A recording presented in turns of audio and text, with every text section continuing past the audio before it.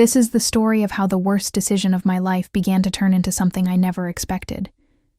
And before I get into it, if you're new here, hit subscribe and drop a comment telling me which story you've been missing on this channel. I read every single one. Now, let's go.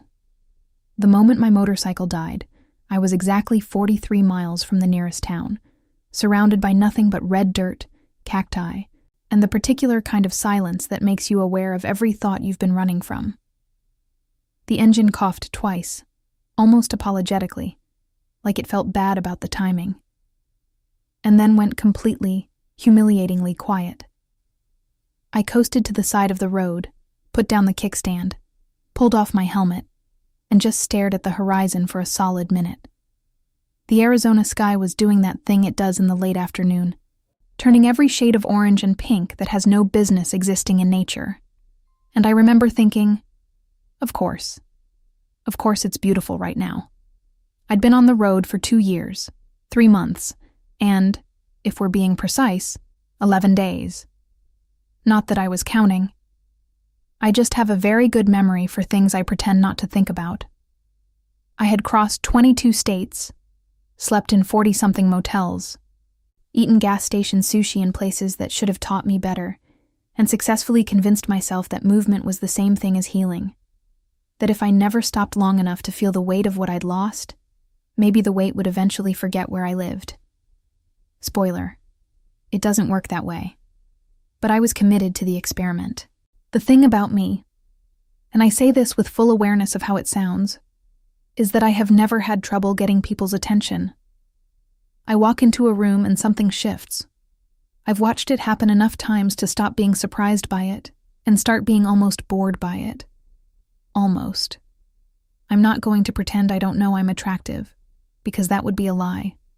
And the one thing I refuse to be is a liar. Blonde, green eyes, the kind of mouth that my college roommate once described as criminally unfair. I've used all of it as armor for 2 years. Smile, let them look, leave before it means anything. Clean, simple, safe. What wasn't safe was stopping. What wasn't safe was a town called Seco, Arizona. Population 3,200, according to a sun-faded sign that looked older than the highway itself. What wasn't safe was a mechanic with dark eyes, who looked at me the way people usually look at broken engines, with professional assessment and zero personal investment. Like I was a problem to be diagnosed, not a person to be noticed. I cannot explain to you how completely that short-circuited something in my brain. I stood there in that garage, covered in road dust, and felt, for the first time in 2 years, genuinely off balance. So yes, this is the story of how a dead engine, a stubborn mechanic, and a 15-year-old with the emotional intelligence of someone 3 times her age managed to do what grief counselors, well-meaning friends, and 22 states could not. Make me stop. Make me feel. Make me stay. I'm not saying it was comfortable. I'm not saying I didn't fight it every single step of the way. I'm saying it happened anyway, because some things are stronger than your ability to run from them. And this is exactly how it started. The camper truck that towed me into Seco smelled like dog and beef jerky, and the man driving it talked for 43 miles straight about the migratory patterns of monarch butterflies. I nodded at what felt like appropriate intervals and stared out the window at the desert sliding past, thinking about how, 2 years ago, I had a life with a mortgage, a wife, a daughter who called me Mama Ane and pronounced it like a song. I thought about that for exactly 45 seconds before I shut the door on it. The way you learn to shut doors when keeping them open becomes physically unbearable. The truck radio played something country and slow. The butterflies apparently were having a difficult season. I could relate. Seco announced itself with that sign. Population 3, 200, sun faded to the point of suggestion, and then delivered exactly what it promised.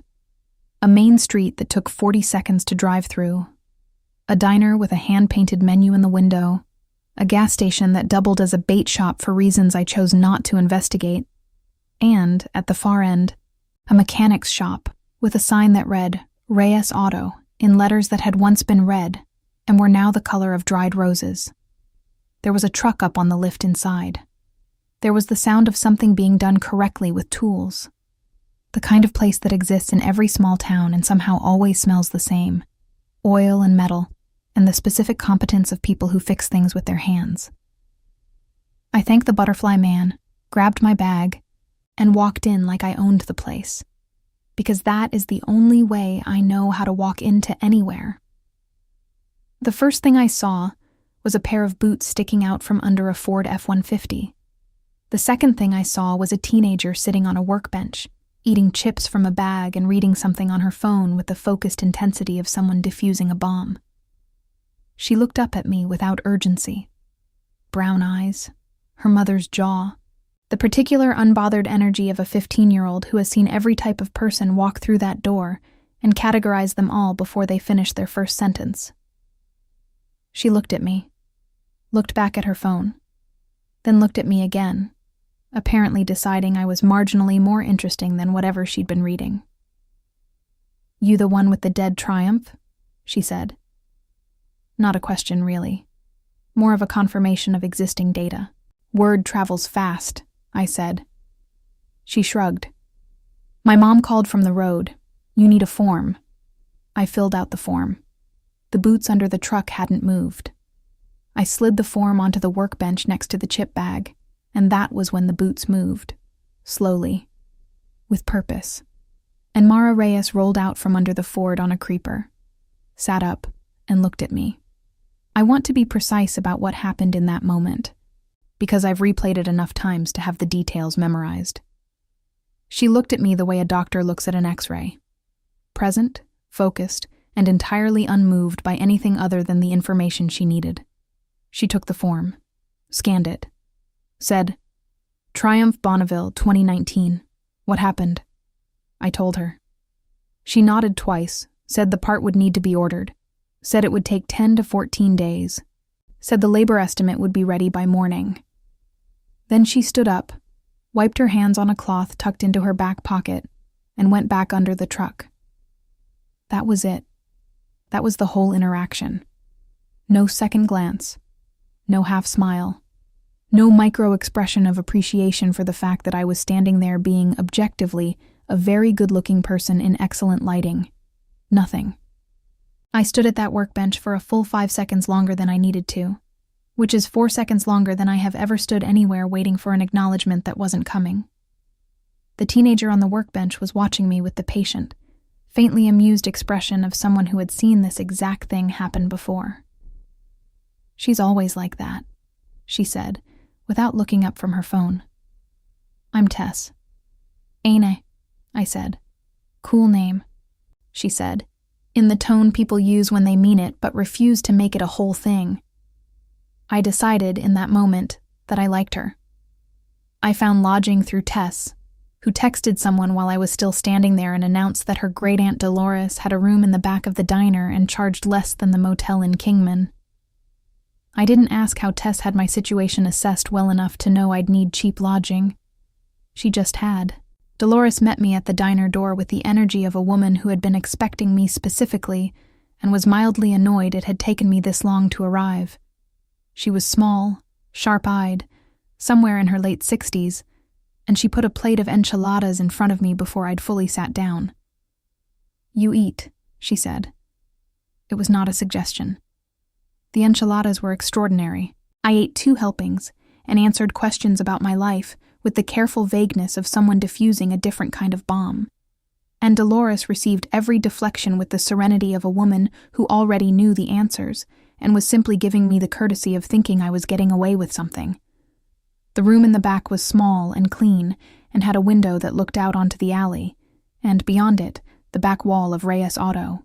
There was a lamp, a quilt that smelled like cedar, and a silence so complete it felt almost aggressive after 2 years of highway noise. I lay on the bed with my boots still on and stared at the ceiling and did what I always do when I stop moving. I started narrating. Not out loud, just internally. Organizing the data. New city. 10 to 14 days. Same playbook as always. Be charming. Be entertaining. leave them smiling, leave. I'd done it in Flagstaff and Albuquerque and Santa Fe and a dozen places whose names I'd already half forgotten. Seco would be the same. It was fine. It was all completely fine. Except I kept coming back to the moment at the workbench. The non-look. The professional assessment with zero residual interest. I'm not proud of what happened next in my brain. I'll tell you that up front. I'm self-aware enough to know that my ego, at that point, was doing the heavy lifting, and not my better nature. But I lay there in that small, clean room in Seco, Arizona, and I thought, I will make her look at me. Not because I wanted her specifically. Not yet. Just because the pattern had never, not once in 2 years, failed to play out the way I expected. And something in me needed to confirm that it still worked. That I still worked. That I was still the person I'd rebuilt myself into. The one who moved through the world light and untouchable, and wanted by everyone and held by no one. I thought about it for 20 minutes before I fell asleep. Outside the window, the desert had gone completely dark, and the stars over Seco were the kind that only exist far from cities, extravagant, indifferent, a little overwhelming if you look at them too long. I didn't look at them too long. I closed my eyes and told myself this was just another stop, another town that would exist in my rearview mirror in 2 weeks. A minor detour. Nothing more. I was very convincing. I almost believed it. Almost is doing a lot of work in that sentence, but that's the honest version. And honest is the only version I know how to tell anymore. Even when the honest version makes me sound exactly like someone who had no idea what was about to happen to her. And I had absolutely no idea what was about to happen to me. I woke up at 6:15 to the smell of coffee so strong it felt like a personality, and the sound of Dolores already in full operation on the other side of the wall. Pans, radio, the particular rhythm of a woman who has been running a diner for decades and treats 5 a.m. the way other people treat noon. I lay there for a moment in the cedar-smelling quiet and did my usual inventory. Where am I? What day is it? What's the exit strategy? Seco, Arizona. Day 1. 10 to 14 days, give or take.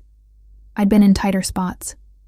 I got up, put on my least dusty jacket, and walked through the connecting door into the diner like a person who had somewhere to be, which was technically a lie. But I've always believed in the performance of direction, even when the direction is unclear. Dolores put coffee in front of me before I reached the counter. You sleep? She asked. Enough, I said. She looked at me the way my grandmother used to look at people who said they were fine, with total, comfortable disbelief, and then went back to the grill. The coffee was even better than the enchiladas. I made a note to never tell her that, because she already had enough power in this dynamic. The morning was slow the way small-town mornings are slow, not empty, just unhurried, like the day hasn't decided yet what it wants to be. A few regulars came in, nodded at Dolores, glanced at me with the polite curiosity of people who notice strangers without making it weird.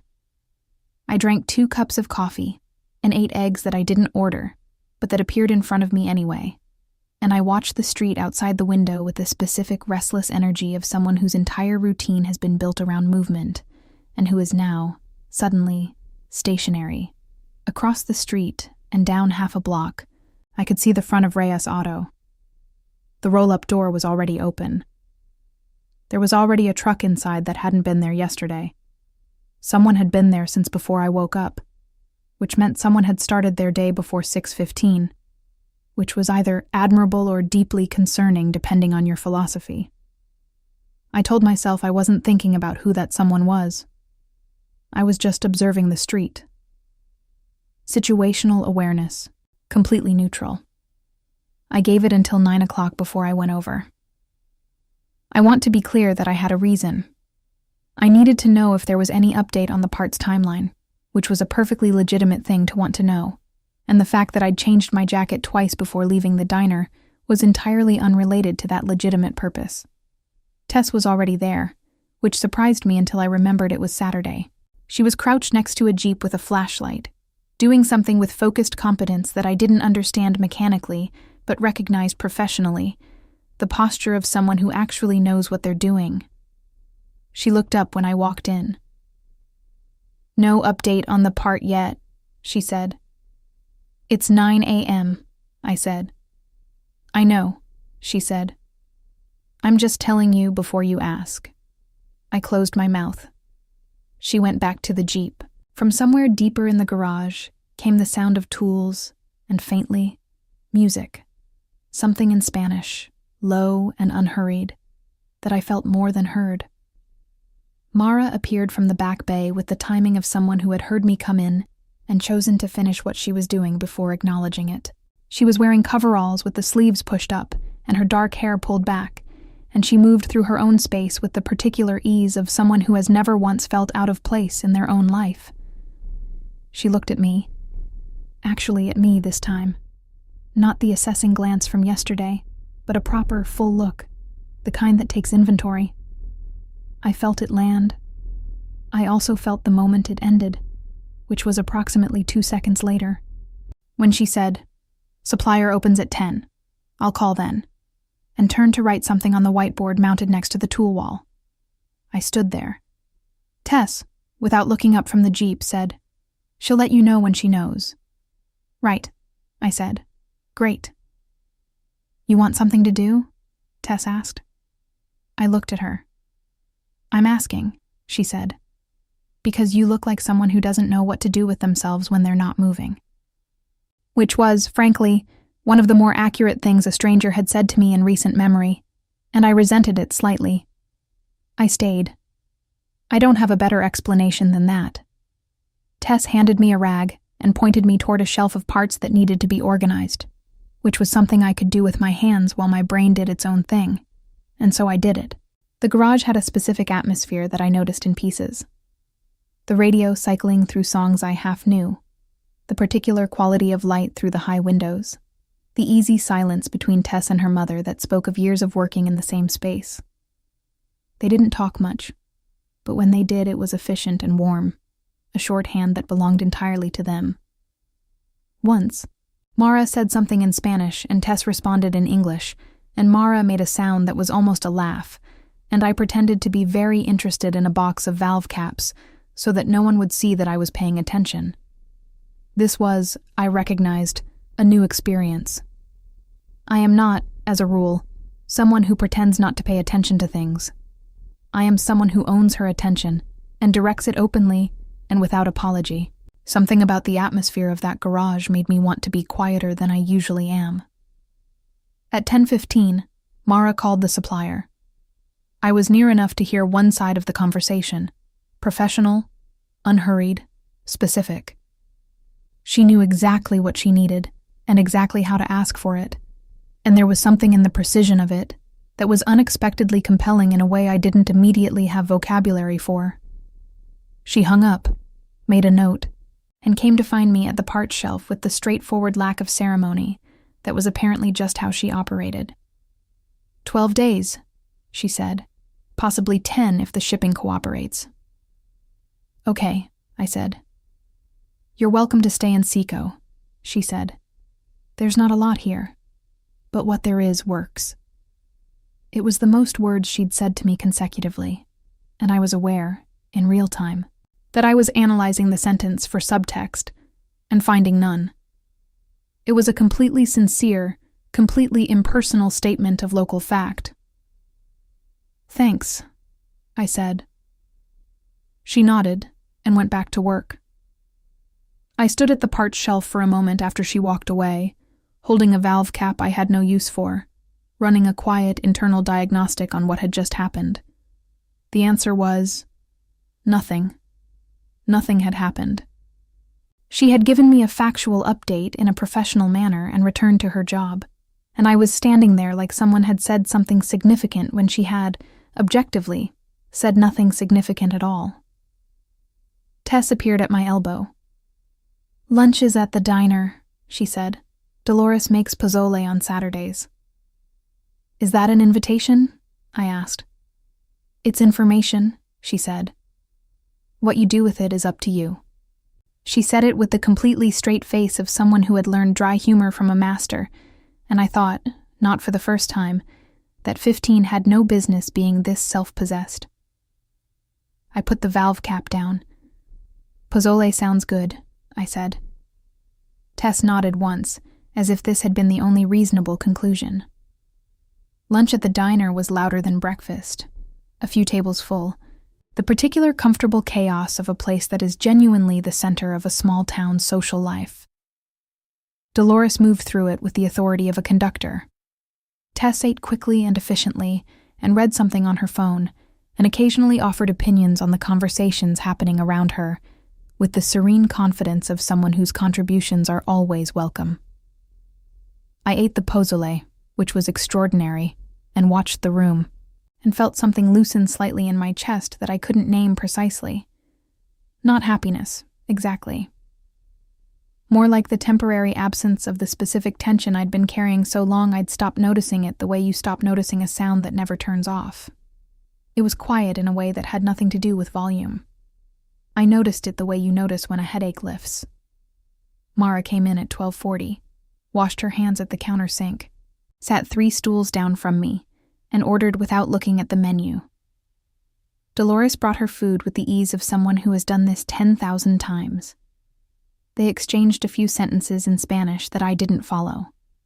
Mara ate with the focused practicality of someone fueling up between tasks. She didn't ignore me. She glanced over once, something close to acknowledgement. But she didn't engage either. She was simply in the same space as me, fully occupied with her own existence, and I found myself doing the thing I'd identified in the garage, paying attention quietly, without making it known.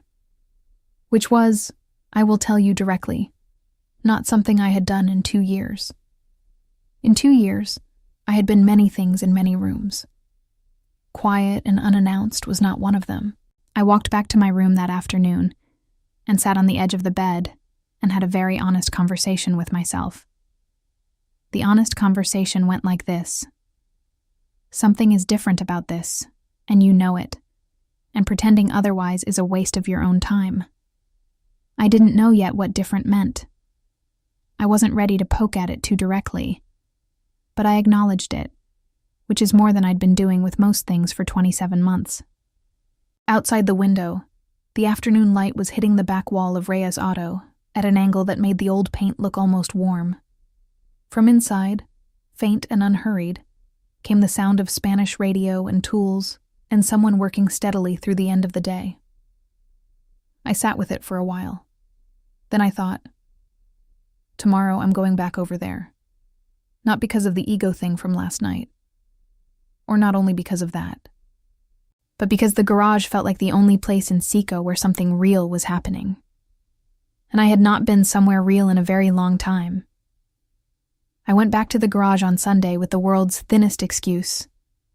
I wanted to ask about the storage for my motorcycle gear, which was currently taking up half of Dolores's back room and which nobody had complained about, meaning there was no actual problem to solve. I knew this. I walked over anyway, helmet bag in hand, rehearsing a completely unnecessary explanation, which is something I have never done in my life. I am not a rehearser. I am an improviser. I walk in, I read the room, I respond. The fact that I was standing outside Rhea's auto at 9:47 on a Sunday morning running lines in my head, like I was auditioning for something, was information I chose, consciously and deliberately, to ignore. The roll-up door was open. The radio was already going. I walked in with my manufactured purpose and found not Mara, but Tess, sitting on the hood of a Subaru eating a granola bar and watching a video on her phone with headphones around her neck in the specific way teenagers wear headphones, available for conversation, but maintaining plausible deniability. She looked up, looked at the helmet bag, looked at me. "Storage question?" she said. "Lucky guess," I said. "Not really," she said. "You had the look of someone who needed a reason to be here." I opened my mouth, closed it. "There's a shelf in the back," she said, and hopped off the Subaru. The shelf in the back was fine. The gear went on it. The excuse evaporated, as excuses do, and I was left standing in the rear bay of Reyes Auto with nothing in my hands, and nowhere to be for 12 days. And Tess watching me with the patient curiosity of someone who had decided I was an interesting problem. "You want to see how the lift works?" she asked.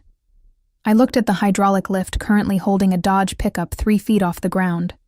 "Not especially," I said. "That's fine," she said. "Most people who come back here on a Sunday want to see the lift or talk to my mom. Since she's not here, where is she?" It came out faster than I intended. Tess's expression didn't change, but something in her eyes noted the speed of it. "Church," she said. "She goes every Sunday, back by 11. I nodded in a way that I hoped communicated total indifference. Tess ate the last of her granola bar. "You can wait," she said, "or I can show you how to calibrate a tire pressure gauge. Either way." I learned to calibrate a tire pressure gauge. It took 20 minutes and I was genuinely terrible at it in a way that surprised me. I'm usually competent at physical tasks. I have decent hands. I pay attention. But there is apparently a specific feel to it that takes practice, and I had 0 practice. And Tess corrected me 3 times with the patient efficiency of someone who has been doing this since she was old enough to hold the gauge. The third correction involved her actually repositioning my hands, which she did with the matter-of-fact physical directness of a person who grew up in a place where things got fixed with your hands and touch was a neutral, practical language. "There," she said. "Feel the difference?" I did, actually. "Yeah," I said. "Good," she said, and handed me another tire. We worked through 4 of them in a comfortable silence that I noticed because comfortable silences with strangers are not something I collect. I collect conversations. I collect impressions. Silence usually makes me reach for something to fill it. This one, I left alone. Mara came back at 10:53. I know the exact time because I had been, without meaning to, tracking it. She came through the side door in dark jeans and a white shirt with her hair down, and I was under the circumstance of having a tire gauge in my hand and grease on my right thumb, which was not the presentation I would have chosen if I'd been thinking clearly, which clearly I had not been. She stopped when she saw me. Not a dramatic stop, just a brief recalibration, the kind that lasts half a second, and only registers if you're watching for it. I was watching for it. "Anna," she said. Just my name. Confirmation of presence, like checking a box. "She's learning gauges," Tess said, from under the Subaru, where she had migrated at some point in the last 10 minutes. "Slower than most," she added, and I heard the precise frequency of a joke being made at my expense with genuine affection, which is a very specific thing, and not everyone can do it. "I'm right here," I said. "I know," Tess said. Mara changed into her coveralls with the efficiency of someone who has done it 10,000 times, and came to check Tess's work under the Subaru. And I stood at the workbench trying to look like I was doing something useful while actually just being in the room. At some point I picked up a parts catalog that was sitting open and started looking at it, which was absurd because I understand nothing about auto parts, but it gave my hand something to do. The music on the radio shifted to something slower, a woman's voice over guitar, and the morning light through the high windows moved the way light moves in places that are old and sure of themselves. I turned a page in the catalog and read nothing. From under the Subaru came the low, efficient exchange between Mara and Tess. A question, an answer, a follow-up, the sound of something being correctly tightened. Then Mara said something in Spanish that had a specific cadence, and Tess said, "Mom, that's not even grammatically E." And Mara said something else, and Tess made a sound of exasperated affection that is completely universal across every language, and I looked up from the catalog I wasn't reading, and laughed before I could stop myself. They both looked at me, Mara with neutral curiosity, Tess with the satisfied expression of someone whose joke had landed wider than intended. "Sorry," I said. "Don't apologize," Mara said, which was not warm exactly, but not cold either. It was the verbal equivalent of a door that wasn't open but wasn't locked. I filed it. I'm good at filing things. I looked back at the catalog. 3 pages later, I realized I'd been smiling at a diagram of brake components for an undetermined amount of time, which was new information about my current mental state that I chose to table for later examination. The morning continued. Nobody asked me to leave. I didn't leave.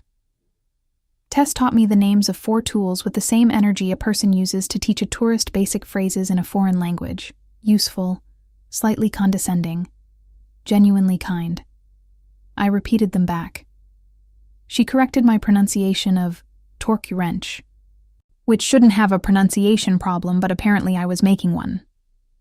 At noon, Tess announced lunch with the authority of someone who sets the schedule, and we walked to the diner in a loose group of 3 that nobody had formally organized. Mara walked slightly ahead, which I understood instinctively was just how she moved through space. Not exclusionary, just self-contained. Tess walked beside me and asked me questions about the road in the specific way teenagers ask questions about things they find genuinely interesting, which is without the social cushioning adults use. Just direct curiosity fired at you like a series of clean throws. Where was I before Arizona? What was the longest I'd ridden in a single day? Had I ever been caught in weather? What was the worst state for roads? I answered all of it. She listened with her whole attention, which is rarer in a 15-year-old than people think. And I found myself giving her real answers instead of the curated ones I usually deploy, which I noticed and found faintly alarming. Over lunch, I made Dolores laugh twice, which I'm noting not out of vanity, but because the sound of it, full and unhurried and completely unperformative, did something pleasant to the atmosphere of the whole room.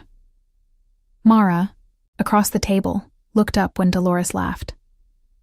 Not at me specifically, just at the source of the sound, the way people do when something genuinely good happens nearby. It lasted a second. Then she went back to her food. I spent the next 4 minutes pretending I hadn't tracked that second down to its last frame.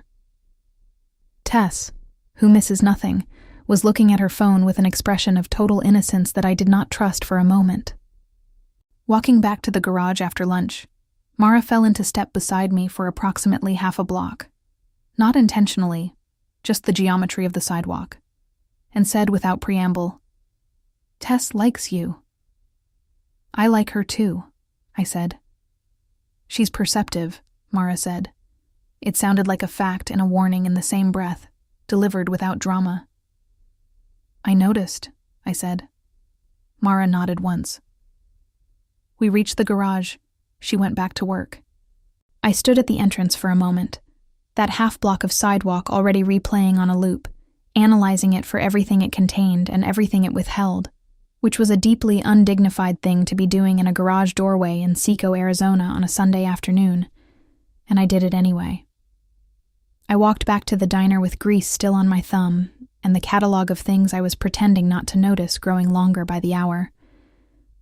In my room, I sat at the window and looked at the back wall of the garage and thought about the laugh I hadn't been able to stop, and the door that wasn't open but wasn't locked, and the half block of sidewalk, and a woman who moved through her own life with a steadiness I hadn't been around in so long I'd forgotten it was possible to be that still. I thought, this is fine. I'm just observing. This is what happens when you stop moving. You start paying attention to things. It doesn't mean anything. I thought that very firmly. Then I went to sleep and dreamed, for the first time in 2 years, about staying somewhere. I didn't remember the details in the morning, but I woke up with the feeling. Monday morning arrived in Seco the way all mornings arrive in the desert, suddenly, completely, with a quality of light that has no interest in being subtle. I was awake before 6, which is not a thing that happens to me. I am, under normal circumstances, someone who negotiates with consciousness until at least 7:30, who treats the alarm as an opening position in a longer discussion. But I was awake at 5:52, looking at the ceiling, aware of the specific silence of a town that hadn't started yet, and aware, with the slightly uncomfortable clarity that comes from having nothing to distract yourself with, that I had been in Seco for 3 days and had already developed something embarrassingly close to a routine. I I knew where the coffee was. I knew which stool at Dolores's counter had the best angle on the street. I knew that Tess got to the garage before school at 7:15 and left at 7:40 and came back at 3:20 with the precision of a person running a schedule she'd designed herself. I knew the radio in the garage switched from news to music at 9. I knew these things because I had been paying attention in a way I had specifically promised myself I wouldn't. I lay there for 8 more minutes, had the brief, internal argument I was apparently going to have with myself every morning, lost it, and got up. Dolores was already behind the counter when I came through the connecting door, which meant she'd been up since before 5:30, which I found both impressive and faintly accusatory. She put coffee in front of me with the timing of someone who had heard my footsteps and started pouring at exactly the right moment. "You're up early," she said. "Couldn't sleep," I said. She said, in the tone that means I know exactly why you couldn't sleep and I'm giving you the courtesy of not saying it. I wrapped both hands around the mug and looked at the street. The garage was dark, too early even for Mara. Something about that felt like useful information, though I couldn't have told you what use it was. Dolores moved around the counter with the unhurried authority of her domain, setting up for the morning, and the silence between us was the kind that a certain type of person can sustain without discomfort. Dolores was clearly that type. I was discovering, somewhat to my surprise, that I might be becoming it. She started talking at 6:20. Not abruptly. It was less like beginning a conversation, and more like continuing one that had apparently been running for some time in her head, and she was now allowing me access to. She talked about Seco first, its history, the way it had changed and hadn't changed, the families who'd been there for 3 generations and the ones who'd come and gone. She talked about the diner, which her husband had built, and which she had run alone for 19 years since he died, which she mentioned with the matter-of-fact steadiness of someone who has fully integrated a loss into the architecture of who they are, without letting it become the whole building. I listened. Not performatively. Actually listened, the way you do when someone is telling you something that has a real weight and they're not asking for your reaction, just your presence. Then, without a change in tone or a noticeable transition, she started talking about Mara. She talked about Mara the way people talk about someone they love, with the specific clarity that only comes from having watched that person navigate genuine difficulty. Mara's father, Ernesto, had built Reyes Auto from a single bay and a used lift and 30 years of the kind of work that doesn't make you rich, but makes you essential. He'd died 4 years ago. Heart. Sudden.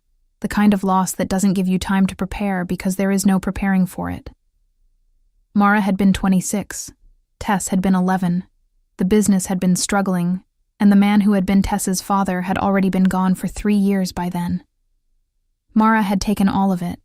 The grief, the business, the solo parenting, the financial pressure, and had done what Dolores described simply as kept going. Not heroically, not without cost. Just with the steady, daily commitment of someone who had decided that the people and the things she loved were worth the effort of continuing. "She doesn't talk about what it cost her," Dolores said, refilling my coffee without asking. "But I've known her since she was smaller than Tess. I know what she carries." She paused, set the pot down. "She doesn't let people close easily. She's not cold. You can see that. She's careful. There's a difference." Another pause. People who are careful got that way for a reason. She looked at me then, directly and without apology. "You take more coffee?" I took more coffee. I also took the next 20 minutes to sit very quietly with what had just been handed to me, which was less a piece of information and more a map. The kind that doesn't tell you where to go, but shows you the terrain clearly enough that you can stop pretending you don't know what you're walking through. I understood, in the way you understand things that arrive sideways rather than head-on, that Dolores had not been telling me about Mara's past as casual local history. She had been telling me with the specific intention of someone who sees 2 people at a certain distance from each other and wants at least one of them to understand what the distance is made of. Whether that was presumptuous of her, I genuinely couldn't decide. What I could decide was that it had worked, and I was sitting on a diner stool at 6:45 in the morning feeling something I hadn't felt in 2 years, which was implicated in someone else's story. Not peripheral. Implicated. It's a different weight. I went to the garage at 9, because by that point not going would have required more energy than going. Tess had already left for school. Mara was alone, halfway into the engine bay of a Chevy Silverado, and the radio was doing its 9 o'clock transition to music, something upbeat in English this time. A woman's voice with too much production on it that the garage's acoustics stripped back to something more honest. I announced myself by knocking on the doorframe, which I'd started doing without thinking about it, and Mara said morning, from inside the engine bay without emerging, which I had also started to understand was simply how she operated. She acknowledged you without interrupting what she was doing, which was both efficient and, in a way I hadn't expected, respectful. Like your presence registered as real without needing to be performed at. I found a logical place to be, the workbench, the parts shelf, and occupied it, and we existed in the same space in the easy silence that had apparently become a thing we did now. At 10:30, she emerged from the engine bay to get a different tool, and I said, without planning to, "The business with the offer from the auto network. How serious is it?" She stopped, looked at me with the direct, assessing quality that I was beginning to understand was just her face when she was thinking, not guardedness specifically. "Serious enough," she said. "They want an answer in 2 weeks. What's their offer?" "Enough to pay off the building and have money left," she said. "Enough that turning it down requires a plan." She said it flatly, without self-pity, just the clean shape of a hard situation. I nodded. "Do you want to turn it down?" She looked at me for a moment. "This was my father's," she said. Not an answer, technically, but completely an answer. She picked up the tool she'd come for and went back to the Silverado, and I stood at the workbench and thought about Ernesto Reyes, building something from a single bay and 30 years of showing up, and his daughter standing in the middle of it, refusing to let it become someone else's asset, and something in my chest did a thing I wasn't ready to examine in public. I left at noon with the excuse of lunch, walked back to the diner, sat at the counter, and did something I hadn't done since before the accident. I opened my laptop, which had been living at the bottom of my bag for 8 months, technically functional, practically a time capsule, and I started working. Not the careful, curated thinking I'd been doing in the garage. Actual work, market positioning, local competitor analysis, the specific mechanics of how a small independent shop differentiates itself from a regional chain in a town where everyone already knows everyone. I worked through lunch and into the afternoon, and Dolores brought me food at intervals without comment, and refilled my coffee with the serenity of a woman who approves of what she's seeing, and is wise enough not to say so. By 4 o'clock, I had the beginning of something real. I didn't know yet what I was going to do with it. The more honest answer is that I knew exactly what I was going to do with it, and I was giving myself the courtesy of a short delay before admitting it. Tess came in at 3:40, school bag over one shoulder, and sat at the counter 2 stools down and ordered a soda, and looked at my laptop screen with the unembarrassed directness of a teenager who doesn't recognize other people's screens as private. "That's our garage," she said. It wasn't a question. I'd used the name in the header of the document. "Preliminary analysis," I said. "Of what?" "Of why people should be coming to Reyes Auto instead of the new place on Route 66.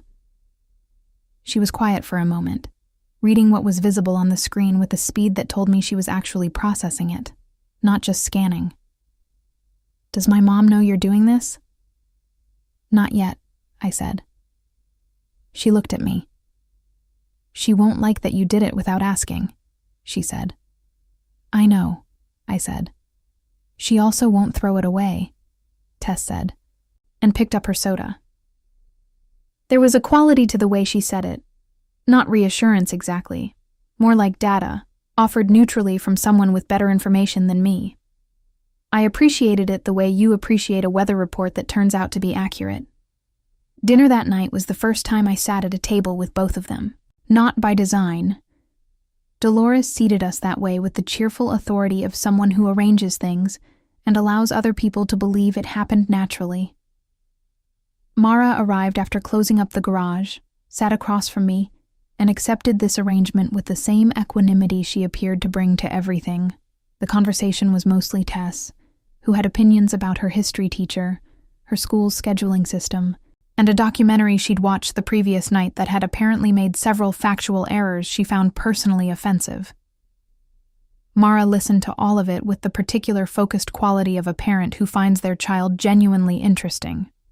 Not the performed interest of obligation, but the real thing, which is different and visible. I mostly watched. Occasionally, Tess pulled me into the conversation with a question or a reference to something I'd mentioned earlier in the day, and Mara's eyes would move to me when I answered, and I would answer and feel the attention like something physical, and then the conversation would move on, and I would have approximately 4 seconds to compose myself before the next thing happened. Walking back to the garage after dinner, under a sky that was doing its extravagant thing again, Mara said without looking at me, "Tess says you were a strategist, before." "Marketing strategy," I said. "Brand positioning, market analysis." "Yeah." "Before you left," she said. Not a question. Not an accusation. Just the acknowledgement of a fact she'd assembled from available information. "Before I left," I confirmed. She nodded. We reached the garage. She unlocked the side door, paused with her hand on it, looked at me with the dark, direct quality that I was beginning to understand was the closest thing she had to an open door. "Good night, Annie," she said. My name in her mouth had a weight I hadn't anticipated and couldn't account for. "Good night," I said. She went in. I stood outside for a moment in the dark, in the warm Arizona night, under the indifferent stars. Then I went back to the diner, sat on the edge of my bed, and said out loud, to nobody, in the small, clean room that smelled like cedar, "I'm in trouble." It was the first completely honest thing I'd said without an audience in 2 years. The room didn't respond, but it didn't need to. I already knew. I printed the analysis at 7:15 Tuesday morning on Dolores's ancient inkjet printer, which protested the request with the mechanical outrage of equipment being asked to do something it had not done in months. It took 11 minutes and made a sound like a small animal in distress, and Dolores watched the whole process from behind the counter with an expression of profound amusement that she was decent enough to keep mostly to herself. The document came out slightly skewed on every page, the margins uneven, the font rendering with the specific imperfection of old cartridges running low. I straightened the pages against the counter, paper-clipped them in the upper left corner with a clip I found in a jar next to the register, and told myself, for the 4th time that morning, that I was doing this because I had nothing else to do and a useful skill and a concrete problem in front of me, and that was the entirety of the explanation. It was a clean, functional reason. It had nothing to do with dark eyes, or the way a name sounded in a certain voice, or the increasingly inconvenient fact that I had started waking up before 6 every morning without an alarm, which had never once happened to me in the previous 28 years of my existence. Nothing to do with any of that. I picked up the document, walked to the garage. Dolores behind me said nothing. She didn't have to. Mara was alone. Tess had school. Tuesday, no early arrival. And the garage had the particular quality it got before 9, before the radio shifted, when it was just the light through the high windows and the sound of someone working with total concentration in a space that belonged to them completely. I stood in the doorway for a moment before she noticed me, which I'm mentioning not because it's dramatic, but because it was one of those involuntary pauses that the body makes when it's ahead of the brain. When something in you registers this, before you've finished deciding what this is. She was at the back workbench, doing something careful and precise with a component I didn't recognize, and she had her hair down and the coveralls on, and the radio was still on news, and the whole scene had a quality of completeness to it, like a thing that didn't need anything added. Then she looked up and saw me, and the completeness shifted slightly, and I walked in before I could overthink the shift. I put the document on the workbench without ceremony, to the side of what she was working on, not on top of it, because I had enough spatial awareness to understand that you don't interrupt someone's work. You place yourself adjacent to it and wait. I did some analysis, I said, on the garage, on the offer and why you might not have to take it. She looked at the document, looked at me. The expression was the one I'd started to be able to read, the one that wasn't closed but wasn't open either, that lived in the precise and careful middle of someone who processes things before they respond to them. You did this without asking me, she said. Not hostile, observational, like noting a fact about the weather. Yes, I said. Why?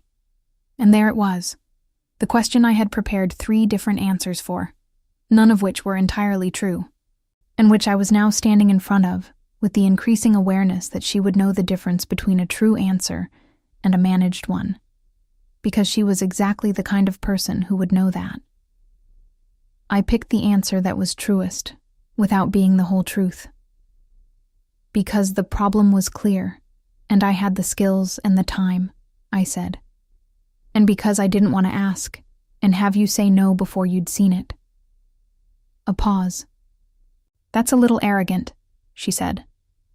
Yes, I said. She picked up the document. She read it the way she did everything, with full attention, without performance. She didn't react while she was reading, didn't make the small sounds of engagement or concern that most people make to signal that they're following along. She just read, turned pages, read more. I leaned against the opposite workbench and watched the garage and pretended I wasn't counting the seconds. The radio went through 2 full segments of local news. A car went by on the street outside with bass-heavy music that faded as fast as it arrived. A bird, I didn't know enough about Arizona birds to know which kind, landed on the window ledge, considered the interior of the garage, and departed. Mara turned the last page. Set the document down with the pages aligned, which I noticed and which told me something, though I couldn't have articulated exactly what. She looked at me. The niche service angle, she said. The mobile diagnostics for rural properties. There are 11 ranches within 20 miles, I said. The chain on Route 66 doesn't do on-site. You could.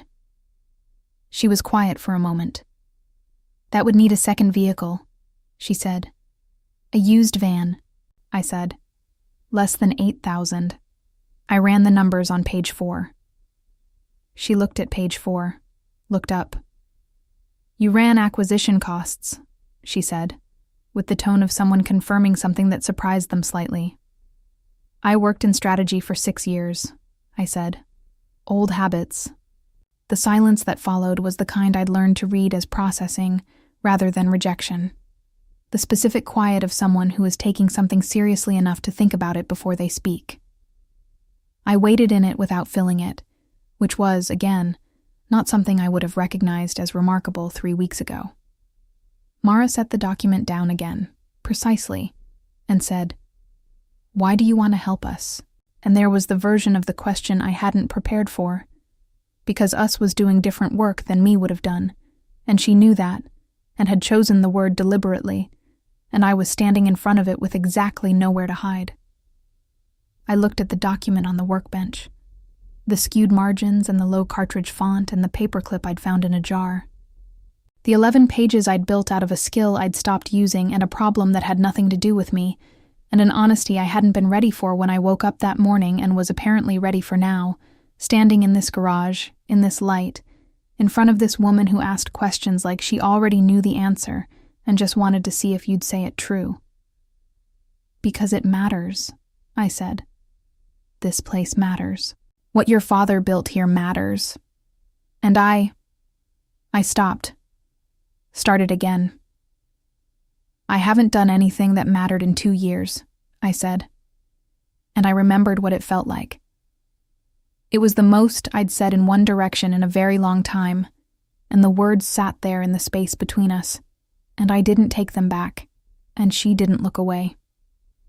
She didn't say anything for a moment. Then she picked up the document, tucked it under her arm, and said, "I'll read it properly tonight." Which was, not thank you, and not yes, and not any of the things I might have projected onto the moment. It was the honest, specific thing she meant, delivered without ornament, and somehow that was more than the decorated version would have been. She went back to her workbench.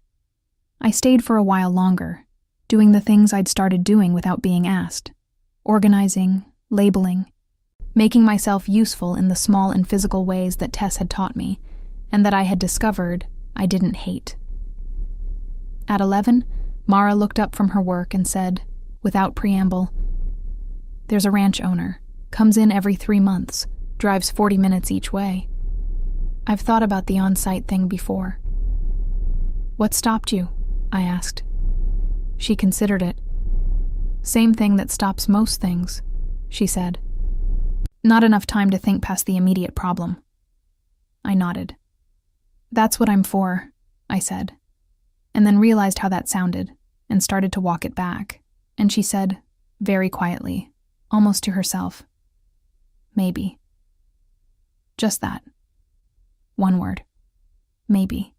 I filed it under things I was pretending not to examine, right next to everything else in that category, which was getting crowded. Tess arrived at 3:20 with the schedule precision I'd come to rely on, dropped her bag, changed into work clothes with the practiced speed of someone who'd been doing it for years, and came to find me at the parts shelf where I'd been doing a genuinely useful reorganization that I could justify on its own merits regardless of everything else. She looked at the shelf, looked at me. "Mom showed me the document," she said. "She read it at lunch." "She said she'd read it tonight," I said. "She says that," Tess said, picking up a box of washers and putting them where they actually went, "when she wants to think about something without you watching her think about it." I absorbed this. "She read all of it?" "Made notes in the margins," Tess said, in the tone of someone delivering significant intelligence with intentional casualness. "In pen." I looked at the shelf I was organizing and felt something warm move through my chest in a way I absolutely refused to acknowledge in front of a 15-year-old. "Good notes or bad notes?" I asked. Tess shrugged. "She uses pen for both," she said. "But she was at the kitchen table, not the desk." A pause. "She only uses the kitchen table for things she's actually considering." I looked at her. She looked back at me with the serene patience of someone who has said exactly what they intended to say and is waiting for the information to land. It landed. Dinner that night was louder and easier than the night before. Dolores had apparently decided we were now a regular table, which meant the 4 of us plus whatever opinions the other regulars chose to contribute from neighboring tables, which in a diner in a small town means quite a few. A man named Gerald, who farmed something I didn't catch, spent 10 minutes debating the merits of a local mechanic versus the chain on Route 66, with the conviction of someone who had been waiting for an audience for this particular opinion. Mara listened to him with the focused patience she brought to everything and said, at the end, "You make a good case, Gerald." He beamed. I caught Mara's eye across the table and saw, for the first time, something I could only describe as a shared frequency. The slight, precise acknowledgement between 2 people who have understood the same thing at the same time. It lasted a second. She looked away. I looked at my food and thought, there it is. There was the thing I hadn't had vocabulary for in the garage on Sunday morning. There it was. After dinner, I walked back to the diner alone. Mara had stayed to talk to Gerald about something. Tess had gone home. And I sat at the counter and Dolores put decaf in front of me, which told me she'd noticed I'd been sleeping badly, which meant she was paying closer attention than I'd been crediting her for, which should not have surprised me. "She read it at lunch," I said. Dolores said nothing, just wiped the counter. "With a pen," I said. Dolores said. Kitchen table, I said. Dolores set the cloth down, looked at me with the warm, direct gaze of someone who has been patient and is about to stop being patient. Anne, she said. Yes? What are you afraid of? She said it the way she said everything, without drama, without softness, as a straight question that deserved a straight answer. I looked at the coffee. The thing about Dolores was that she asked questions that already had your answer in them, and she just needed you to hear yourself say it out loud. That it ends, I said. That I stopped. Started again. That I get attached to something and it ends. She nodded, picked up the cloth again. Most things end, she said. Doesn't mean you should skip the middle. She went back to wiping the counter. The decaf was perfect. The diner was warm. Outside, the Arizona night was doing its enormous, indifferent thing. And somewhere 2 blocks over, a woman was sitting at a kitchen table with a document I'd printed on a broken inkjet, reading with a pen.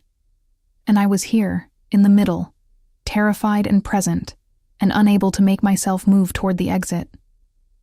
For the first time in 2 years, I didn't try. Wednesday arrived with a dust advisory and the particular dry heat that the desert produces in late morning, like a second atmosphere settling over the first. I know this because I was already at the garage by 8:30, which at this point required no justification from either of us. I showed up. I was useful in the specific ways I'd learned to be useful, and Mara had stopped asking why I was there, which I understood as a form of acceptance that meant more than an explicit invitation would have. Tess was at school. The garage had its morning quality. The light, the radio on news, the sound of purposeful work. And I was reorganizing the invoicing system, which I had identified 3 days ago as a disaster, and had been given tacit permission to address when Mara had said, upon my mentioning it, "If you can make sense of it, be my guest," in the tone of someone who has looked at a problem too long to see it clearly anymore. The invoicing system was indeed a disaster. Paper files mixed with digital records mixed with a whiteboard system that had its own internal logic, but didn't communicate with either of the others. I was building a bridge between all three, which was satisfying in the clean, uncomplicated way that organizational problems are satisfying. Clear inputs, measurable outputs, no emotional variables. The emotional variables were elsewhere in the room. Mara had been different since Tuesday. Not dramatically different. Nothing about Mara was dramatic. But different in the way that things shift when a door that was latched gets unlatched. Not open, just unlatched. She had referenced the document twice in the morning, practically and specifically. Once to ask about the cost modeling on the van acquisition. Once to say she'd called the ranch owner, Gerald's neighbor, who had expressed interest in on-site diagnostics. Both times she'd delivered the information with the directness of someone who has decided that something is worth pursuing and is now in execution mode. Both times I'd responded with matching practicality, because I understood instinctively that this was the language she trusted. Not enthusiasm, not warmth performed for its own sake, but the solid, functional engagement with things that are real. It was not a language I'd been using much in the last 2 years. I found I still knew it. More than that, I found I'd missed it. The way you miss a room in a house you used to live in. A room you didn't think about until you walked back into it. By 7 in the evening, Tess had gone home after dinner. Homework, she said, with the specific resignation of someone who respects the necessity of a thing without enjoying it. And Dolores had closed the diner, and the street outside had gone to the quiet that Seco does after 8, which is a complete and comfortable quiet. The kind that doesn't feel like absence, but like the town exhaling. Mara was still in the garage. I knew because the light was still on. I could see it from the diner window, where I'd been sitting with my laptop for an hour, doing the work that had no deadline, except my own sense of wanting it to be right. I closed the laptop. Told myself I was going to check one thing about the invoicing system. Walked to the garage with the practiced absence of self-examination that I was deploying more and more as a survival strategy in Seco, Arizona. The side door was unlocked. I knocked anyway. In here, Mara said. She was at the back workbench under good light, doing something detailed with a carburetor. The kind of work that requires clean hands and full attention and a specific patience. She'd changed out of the coveralls into jeans and a worn flannel that looked like it had been washed 300 times and had arrived, through that process, at the perfect version of itself. Her hair was down. The radio was off. Without it, the garage had a different quality. More interior, more present, like the room had been waiting for the noise to stop. I sat on the stool near the workbench. My stool, I'd started thinking of it, which was information I kept strictly to myself, and looked at the carburetor and said, "The ranch owner called back. This afternoon," she said. "He wants to set up a trial. 2 visits, see how it goes." "That's good," I said. "Yes," she said. And then, because the room was quiet, and the hour was late, and something had shifted in the atmospheric pressure of the last 3 days, she said, "It's good. Thank you." Not the professional acknowledgement of Tuesday. Something different. Something that came from further inside, carried without armor, offered directly. I felt it land exactly where she aimed it. "You did the work," I said. "I just named the problem." She looked at me for a moment. "You named it in 11 pages with cost modeling," she said. "That's more than naming."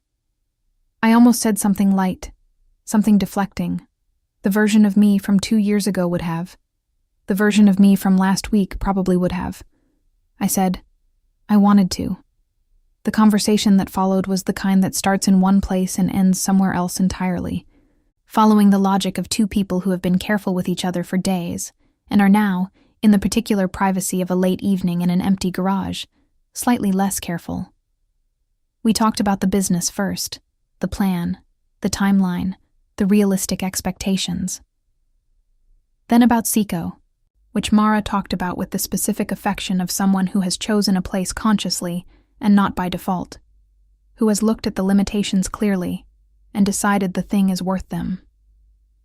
She talked about what the town had been like when she was growing up, about her father's presence in it, about the way a community that knows you completely is both a constraint and a kind of freedom. I listened without the restless edge I usually bring to other people's stillness. I found I wanted to understand it, not just receive it as data, but actually understand what it meant to be the kind of person who chooses to stay somewhere and builds a life in the staying. It was, I realized, a thing I had never done. I had arrived places, and I had left places. I had not stayed. Then she asked. She was looking at the carburetor when she said it, which I understood was deliberate, giving me the privacy of her not watching when the question landed. "What was it like," she said, "before the road?" Not what did you do or where were you. Those were the questions I'd answered a dozen times in the last week. Smoothly, with the curated version I'd been carrying since the accident. This was different. This was the question underneath those questions. And she had aimed it with the precision of someone who had been listening closely enough to know where to point. I looked at my hands on the workbench. The stool was solid under me. The garage smelled like oil and metal, and the worn flannel of a woman sitting 2 feet away. And I thought about the calibrated answer, the managed version, the one that gave just enough to seem open while keeping the real thing behind glass. I thought about that answer for approximately 4 seconds. Then I said, "It was full." My voice came out different than I intended, quieter, with something undefended in it that I didn't have time to correct. "We had a house," I said. "Claire and I. And our daughter, Maya. She was 3. I said their names. In that garage, in that quiet, I said their names out loud for the first time to someone who wasn't Dolores. And the room received them with the stillness of a room that understands what it's been handed. "The accident was on a Tuesday," I said. "I wasn't in the car. I stopped. That was all. That was the shape of it. Not the details, because the details were mine and would stay mine. but the outline, the true and irreducible outline, offered to the room and to her without management. She didn't say she was sorry. I registered this with something close to relief. I'm sorry is what people say when they don't know what else to do with your loss. And I had heard it so many times in the first months that it had become a sound without meaning, a social reflex that bounced off the surface of the thing without touching it. What she did was set down the tool she'd been holding and turn on the stool to face me and put her hand over mine on the workbench. Not a grip, just a placement. Her hand over my hand, warm and still, present with the same quality she brought to everything, completely, without performance, without asking anything back. I looked at our hands. I didn't move mine. The garage was so quiet I could hear the specific silence of the desert outside.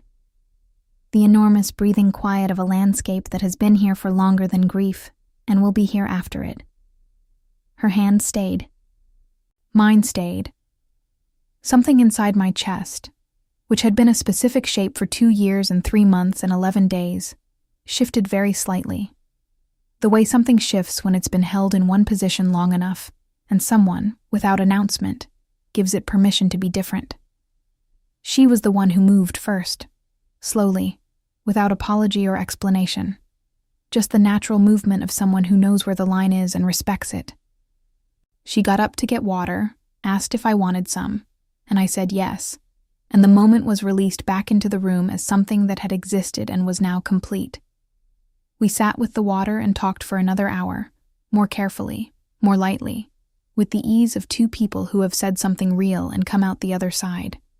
She talked about Tess, about who Tess was becoming, about the specific wonder and terror of watching a person you love develop into themselves independently of your plans for them.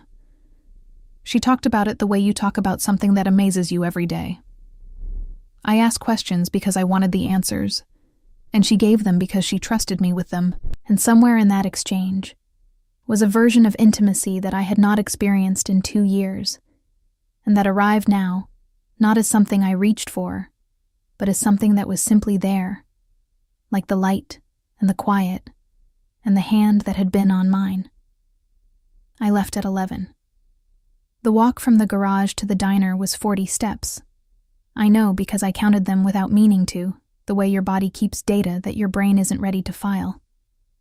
The night was warm and enormous, and the stars were doing their extravagant thing, and I walked the 40 steps with the feeling of someone who has put something down that they've been carrying for a very long time, and whose hands don't know yet what to do with the absence of the weight. In the room, I sat on the edge of the bed with my boots on, and didn't move for a while. I thought about Claire. I thought about Maya. I did the thing I almost never allowed myself. I let the thought of them be present without immediately moving to contain it, without the highway and the speed and the forward motion I used to keep it at a manageable distance. I let it be there. It was terrible, and it was also, for the first time in a very long time, survivable in a way that didn't require me to be moving. I sat with it, and then I sat with something else. The specific warmth of a hand placed over mine without being asked, and what it had meant to be seen clearly by someone who didn't look away. I reached for my phone and did not call anyone, because there was no one to call. I sat in the quiet. After a while, I lay back and looked at the ceiling and said, to the cedar-smelling dark, 10 seconds. The duration of the hand over mine. I had counted that too, without meaning to, the way the body records what the brain isn't ready to admit matters. 10 seconds. I had needed 20 minutes to breathe correctly afterward, and I was still not entirely sure I was breathing correctly now, and that had never, not once, not with anyone, not in the 2 years of careful, detached, strategic distance, happened to me before. Never. I turned off the lamp. Outside the window, the back wall of the garage was dark now, finally. I looked at it for a moment.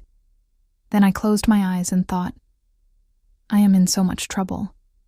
And underneath that, quieter, less managed, more true. I don't want to leave. I want to tell you that Thursday morning was normal. I want to tell you that I woke up at a reasonable hour, had coffee, processed the previous evening with the mature equanimity of a grown adult who has her emotional life organized into sensible categories, and proceeded through the day with clarity and purpose. I want to tell you that.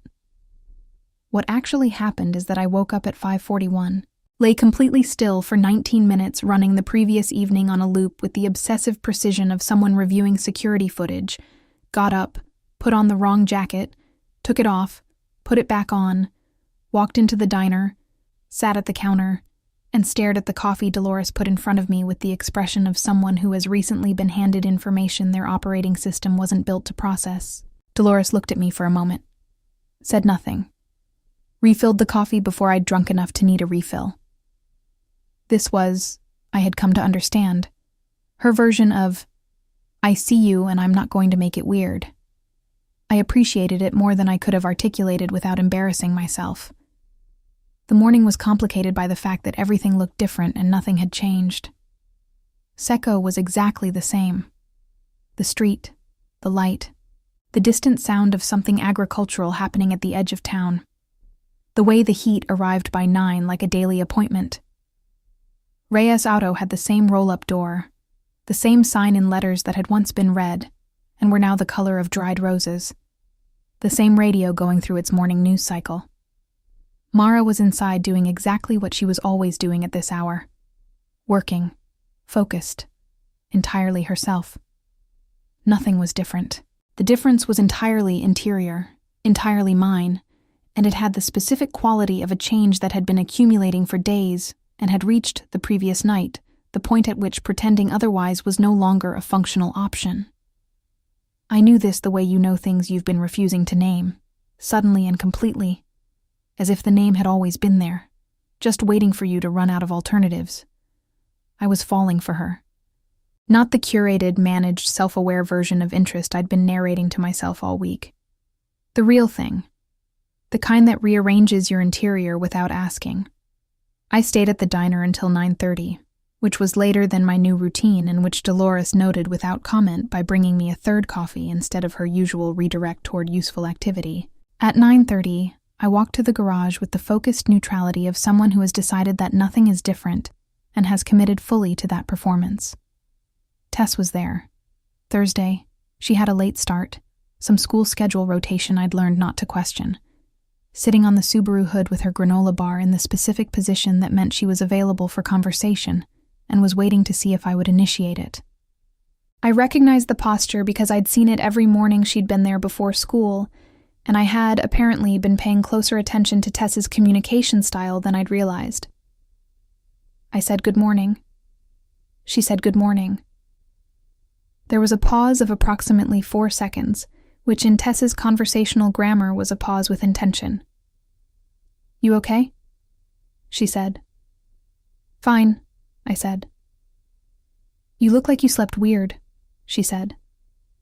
Thanks, I said. It's not an insult, she said. Just an observation. She ate a piece of granola bar. My mom was up early too, she said, with the careful casualness of someone placing a fact on the table to see what the other person does with it. I did nothing with it. I did nothing with it so deliberately that Tess, who was watching me with the peripheral precision of a person who does this professionally, definitely noticed me doing nothing with it. I said. She said back, in an entirely different tone. Mara emerged from the back bay at 10 with grease on her forearms and the distilled focus of someone who had been inside a problem and had come out the other side of it. She looked at me. I looked at her. We said good morning to each other with the specific, careful normalcy of two people who are being normal and are both very aware of being normal and are hoping the awareness doesn't show. Tess, on the Subaru, ate her granola bar with the expression of someone watching a documentary they've already seen. Part update, Mara said. Supplier confirmed. Should be here by next Wednesday. Maybe Tuesday. Which meant 7 days. Maybe 6. The number landed in my chest with a weight that had no business being there, given that 2 weeks ago I hadn't known this town or this garage or any of the people in it existed. Good, I said, because it was the word the sentence required, and not because I meant it, and Mara said yes in the same register, and we were both very good at language in that moment, and both very aware of what we weren't saying with it. Tess finished her granola bar, folded the wrapper into a precise square, and said, "I have to get to school." She hopped off the Subaru, paused next to me. "You should stay," she said, in the tone of someone who is not talking about the morning. Then she picked up her bag and walked out. Mara watched her go, looked at me. "She says things," she said. "I know," I said. "She means them," Mara said. "I know that too," I said. There was a moment between us, the particular quality of a moment that is aware of itself, that both people in it recognize as significant, without having the agreement to say so directly. Mara broke it first, practically and gently, by going back to the problem she'd come out of the back bay to address, and I went to the invoicing system. And we occupied the same space with the specific charged quality of two people who have said something true to each other in the dark and are now navigating the daylight version of that truth. It wasn't uncomfortable. It was careful.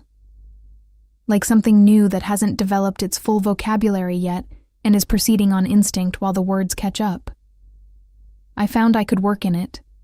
I found, more than that working in it, being useful and present and doing something real with my hands in the same space as her, was the most settled I had felt in 2 years. I noticed this with the wary attention I gave to anything that felt too good. I noticed it, and I let it be there, and I didn't immediately find a reason to leave. The representative from the auto network showed up at 11:15. I didn't know who he was when he walked in. Late 30s. Regional manager energy, the particular confidence of someone who arrives in small towns expecting to be the most prepared person in the room. He introduced himself to Mara with the practiced warmth of a man who has done this many times, referenced the offer by its formal title, said he was in the area and thought a personal visit might be helpful. Mara received him with the equanimity she brought to everything and introduced me as a consultant, which I was not technically, and which she said with complete composure, and I understood in real time that I was being kept in the room deliberately. And I straightened slightly and went into the version of myself that had existed before the road. Competent, clear, professionally present. The representative made his case. It was a good case, as cases go. Well-structured, financially sound, respectful of the history of the business while being clear about what the future under independent ownership would require. He knew his material. Mara listened without expression, which I understood as the fullest attention she could give, and which the representative probably read as resistance. At the end, he looked at me, at the consultant, and asked for her read on the proposal. I looked at Mara. She gave me the micro-signal I'd already learned to read, the slight shift in posture that meant go ahead, and I said, calmly and specifically, the offer was fair on its face, but it didn't account for the contractual limitations on independent service relationships that the network standard agreement included, and those limitations would affect long-term revenue in ways that made the upfront number less attractive than it appeared. I had read the standard contract online 2 nights ago at midnight, sitting on the edge of my bed in the cedar-smelling room, which I was now deeply grateful for. The representative blinked, regrouped, said the contract had flexibility. I said I'd be happy to discuss which clauses specifically. He said he'd follow up. He left 20 minutes later with the slightly diminished energy of someone who had arrived expecting one kind of conversation and gotten another. Mara watched him go. Turned to me. "You read the contract?" she said. 2 nights ago, I said. "Why?" she asked. The same question she'd asked about the analysis, and I gave her the same answer I'd given then, the one that was truest without being complete. Because I wanted to be useful. She looked at me for a long moment. "You are," she said, quietly, directly, like a fact. I looked at the invoicing files in my hands and thought, Do not do anything with your face right now. Tess came back at 3:20 with her school bag and the particular energy of someone who has been thinking about something all day and has arrived at conclusions. She changed into work clothes, came to the parts shelf where I was finishing the reorganization, and stood next to me with the focused lateral presence of someone who is about to say something they've been composing since morning. I waited. She picked up a box of bolts, put it in the right place, picked up another. The part comes next week, she said. Tuesday or Wednesday. I know, I said. What are you going to do? She asked. I kept organizing. I don't know yet, I said, which was the honest answer, and she received it with the patience of someone who had expected exactly that. She doesn't say things directly, Tess said after a moment. My mom, she shows them. She feeds you dinner and reads your document with a pen, and she stayed up last night and she's never stayed up for anyone. She said it without drama, without pressure, just the delivery of observed data from someone with the best possible vantage point. Tess, I started. I'm not telling you what to do, she said. I'm just telling you what I see, because you might not be seeing it clearly from where you are. She put the last box on the shelf, looked at me directly, with Mara's eyes, with something in them that was entirely her own. She's careful, she said, but she's not closed. She picked up her bag and went to find her mother. Dinner that night was the four of us, as it had become. Dolores's doing, normalized through repetition, into something that felt like a thing that had always existed. Gerald was at the neighboring table and engaged Mara in a 10-minute conversation about the on-site diagnostics trial, which he'd apparently heard about from his neighbor with the ranching property, and which he was now interested in for his own vehicles. I watched Mara explain the service with the patient precision of someone who has decided to believe in something and is now operating from that belief, and I thought about the document on the kitchen table and the pen in the margins, and a woman who shows things rather than saying them. After dinner, walking back, the four of us split naturally at the corner, Tess going home, Dolores back to the diner, Mara and I continuing toward the garage in the warm dark. We walked the half-block in silence. At the garage door she stopped, turned. The light from inside caught the angle of her face, and I thought, with the specific helplessness of someone who has run out of the ability to think around a thing, she is extraordinary. Thank you, she said. For today. The representative. He'll be back, I said. Probably, she said. But not today. She looked at me with the unlatched quality, the door that wasn't open but wasn't locked. Good night, Aine, she said. Her voice in the dark, saying my name, landed exactly the way it always did, with a weight I hadn't anticipated the first time, and that I had since stopped being surprised by, and started simply receiving. Good night, I said. She went in. I stood outside for a moment. The desert night was doing everything it does. The warmth, the stars, the enormous, indifferent quiet. I stood in it and thought about 7 days, maybe 6. I thought about what Tess had said at the parts shelf. She's careful, but she's not closed. I thought about a pen in the margins and a kitchen table, and 10 seconds of a hand over mine that I had apparently decided to carry around like a physical object. I thought about Claire and Maya, and the specific shape of the future I'd been avoiding by moving, and whether standing still in Seco, Arizona, surrounded by people who had started to matter in ways I hadn't authorized, was the most terrifying thing that had happened to me since the accident, or something else entirely. Something that didn't have a word yet, but was taking shape, the way things take shape when you stop running long enough to let them. I walked back to the diner, sat on the edge of the bed, said nothing out loud this time, just sat in the quiet with everything that was true, and let it be as big as it actually was. Outside, the back wall of the garage, the light still on, someone still there, and me, here, counting days I didn't want to count, and feeling, underneath the fear, something that had no business existing in me anymore, and that was there anyway, persistent and specific and real. The desire to stay. Friday arrived with the specific quality of a day that has decided to be significant regardless of whether you're ready for it. I knew this at 6 a.m., lying in the cedar-smelling dark, in the way you know certain things before they happen. Not prescience, just the accumulated pressure of several days of unresolved tension reaching a point where something has to give. The physics of emotional situations are not so different from mechanical ones. Mara would have a word for that. I thought about Mara having a word for that, which was itself information about my current state that I filed under the growing category of things that would have been inconceivable 2 weeks ago. I got up, put on the right jacket on the first try, which felt like progress. Walked into the diner. Dolores put coffee in front of me and said, "Big day." Not a question, not an explanation, just the pronouncement of a woman who reads mornings the way other people read weather. "Why do you say that?" I asked. "Because you're wearing the good jacket," she said, and went back to the grill. I looked down at my jacket. It was, objectively, the better of the two I'd brought. I had not consciously registered choosing it. "Dolores," I said. "You're unsettling," I said.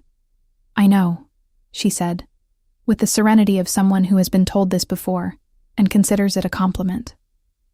I had spent Thursday night finishing the full strategy document, not the preliminary 11 pages I'd printed on the broken inkjet, but the complete version, the one with the market analysis expanded, the financial modeling refined, the mobile diagnostic service plan built out into a 12-month projection with 3 scenarios: conservative, moderate, and optimistic. I had also, in a separate section that I'd added at midnight and debated removing twice, outlined a social media positioning strategy for Reyes Auto that was specific enough to implement without outside help and simple enough that Tess could run it after 30 minutes of instruction. I'd printed it this morning, 23 pages, the inkjet still complaining but functional, the margin slightly less skewed than the first time. I'd paper-clipped it in the upper left corner with a clip from the same jar. Some things deserve consistency. I picked it up from the counter where Dolores had left it without comment, squared the pages, and thought, "This is everything I know how to give." Which was true professionally and also true in ways that extended considerably beyond professional, and I was aware of both layers simultaneously and had decided, sometime around 2 a.m, that being aware was enough for now. The giving was the thing. The rest would be what it would be. Mara was at the front workbench when I arrived, doing the end-of-week inventory with the methodical precision of someone who has done it every Friday for 4 years and has a system that works and doesn't need improving. She looked up when I came in. I put the document on the workbench, to the side, not on top, same placement as before, and said, "The complete version. Everything." She looked at it. 23 pages, slightly skewed, upper left paperclip. She looked at me. "Everything," she said. "The mobile service plan is built out to a year," I said. 3 scenarios. The social media section is in the back. Tess can run it. I wrote it for her specifically. Something moved across Mara's expression, brief and complex. The kind of thing that happens on a face when it receives something larger than it was prepared for and has to redistribute the weight. She picked up the document, set it down, picked it up again. "I'll read it," she said, and I heard the difference from the first time she'd said that. The kitchen table and the pen in the margins. Yes, but also something in the register of the words themselves, something that was less procedural and more personal. "I know you will," I said. She looked at me for a moment, went back to the inventory. The representative came back at 11, as I'd predicted. He arrived with a revised version of the offer, marginally better terms, a small concession on one of the contract clauses I'd flagged, the practiced flexibility of someone who has been told to close this one. He was professional about it. He made his case well. Mara listened with the complete attention she brought to everything, asked 2 questions that were precise and intelligent, and that I could tell caught him slightly off guard, and then said she needed time to review the revised terms before responding. He said he understood, said the deadline on the original timeline still stood, a week from Monday, and that he hoped they could reach an agreement. He shook Mara's hand, shook mine, with the slight hesitation of someone still not entirely sure of my role in this room. Left. Mara stood at the garage entrance watching his car pull away with her arms crossed and her weight on one foot, and the expression of someone who was looking at a thing and seeing something beyond it at the same time. "The concession is real," I said. "I know," she said. "It doesn't change the fundamental math." "I know," she said again. "So you're going to turn it down," I said. It wasn't a question. She turned to look at me. "I was always going to turn it down," she said. "I just needed to know I had a reason that wasn't just stubbornness." She said it with the directness that was entirely her. No self-deprecation, no performance, just the clean acknowledgement of a thing she'd known about herself and was naming without shame. "The plan gives you the reason," I said. "Yes," she said. And then, a beat later, "You gave me the reason." Quietly, directly, looking at me with the unlatched door quality, except, and I noticed this with every cell of my attention, it was slightly more open than it had been. Not all the way, but more.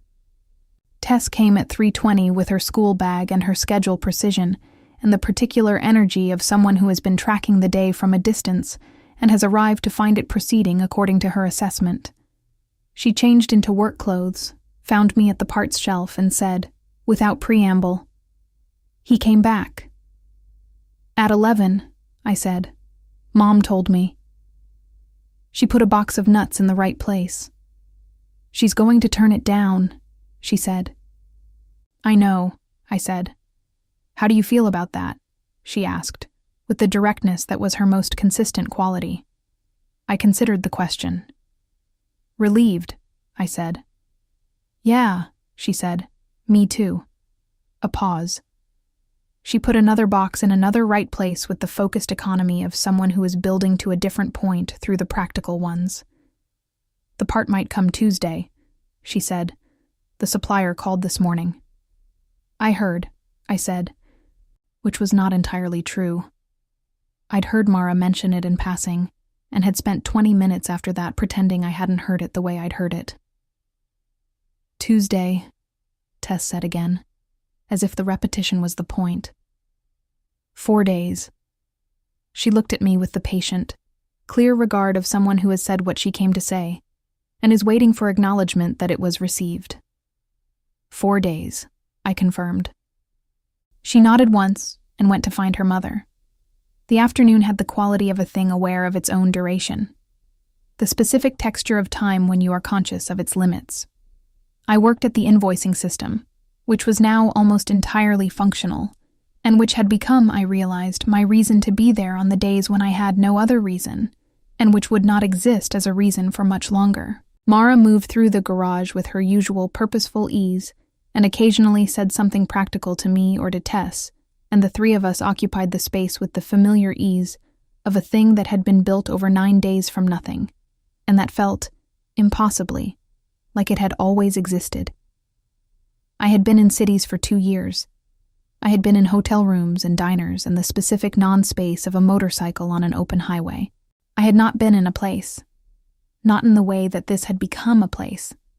Specific and warm, and populated with people who had started as strangers, and were now something that I didn't have a word for, that was bigger than acquaintances, and more complicated than friends. And that occupied, in the architecture of my interior, rooms I hadn't opened in 2 years and 3 months and some days. Dinner was loud and comfortable, and full of Gerald, who had apparently decided that our table was also his table, and who had strong opinions about a road construction project 3 miles out of town that had been discussed at every meal for a week and showed no signs of resolution. Dolores managed the conversation with the authority of an air traffic controller, redirecting, timing, allowing the right things to land. Tess ate her food and read under the table, which Mara noticed and chose not to address, which told me something about the specific negotiations of their relationship that I found, honestly, beautiful. At some point, Mara looked across the table at me with the particular look that I had learned was hers alone. Direct and warm and careful, all three at once. And I looked back, and neither of us said anything, and the moment existed in the full awareness of both of us. And then Gerald said something about asphalt, and the moment folded itself back into the evening without disappearing. Tess, under the table, was definitely not reading her book. After dinner, walking back, Tess went home early. Homework, same resignation as always, but with an extra beat of significance in the goodbye that I registered clearly. Dolores lingered at the diner door, said goodnight with the expression of a woman who knows exactly what is about to happen in the next 5 minutes, and has the decency not to narrate it. Mara and I walked the half-block to the garage in the warm dark, and at the garage door she stopped and turned and said, "Come in for a minute." Not a question. Not uncertain. The invitation of someone who has decided something and is acting from the decision. I went in. The garage in the evening had its own quality. The overhead lights creating warmth where the daytime sun created clarity. The shadows at the edges of the bays softer and more interior. Mara stood at the center workbench and looked at me with the fullest version of the look I'd been learning all week. And I understood that we were in a different kind of moment than the previous evenings. Not because anything external had changed, but because something between us had reached the point where moving around it required more effort than moving through it. "I want to ask you something," she said. "Okay," I said. "And I want you to answer it true," she said. "Not managed. Not the version you give people when you don't want them too close." I felt that land with the precision of something aimed by someone who knows their target. "Okay," I said again. She looked at me steadily. "What are you going to do?" she said. "When the part comes?" The question was simple. It was also the most complex thing anyone had said to me in 2 years, because it was not really about the motorcycle, and we both knew it was not really about the motorcycle. And the room was holding both the surface question and the real one in the same breath and waiting for me to answer both. I looked at her. I thought about the managed answer, the one that kept the exit clear, that didn't promise what I wasn't sure I could deliver, that protected both of us from the specific vulnerability of wanting something from another person. I had that answer ready. I had been carrying it like a contingency plan since day 4, when I'd started to understand that a contingency plan was going to be necessary. I looked at the answer. I looked at Mara. I said, "I don't want to go." 4 words, completely unmanaged, arriving in the room with the specific weight of a truth that has been waiting longer than 9 days to be said. "I don't want to go," I said again, because the first time had surprised even me, and I needed to hear myself mean it twice. "And I know that's not a plan," I said. "I know I don't know how to stay. I know I have things I'm still—" I stopped. Started again with the only words that were true. "I don't want to go," I said, "and I don't know what comes after that. But I know that it's true." Mara looked at me for a long moment. The garage was so quiet I could hear the desert outside. Then she crossed the space between us. Not quickly, not dramatically, with the deliberate and certain movement of someone who has made a choice and is honoring it. And she was standing in front of me, close enough that I could see the specific quality of her dark eyes, which were warm and careful, and for the first time since I'd walked into this garage 9 days ago, fully open. She put her hand on the side of my face, her palm against my cheek, warm and still. I put my hand over hers. Neither of us moved for a moment. The moment was complete and whole and entirely sufficient, and neither of us rushed it.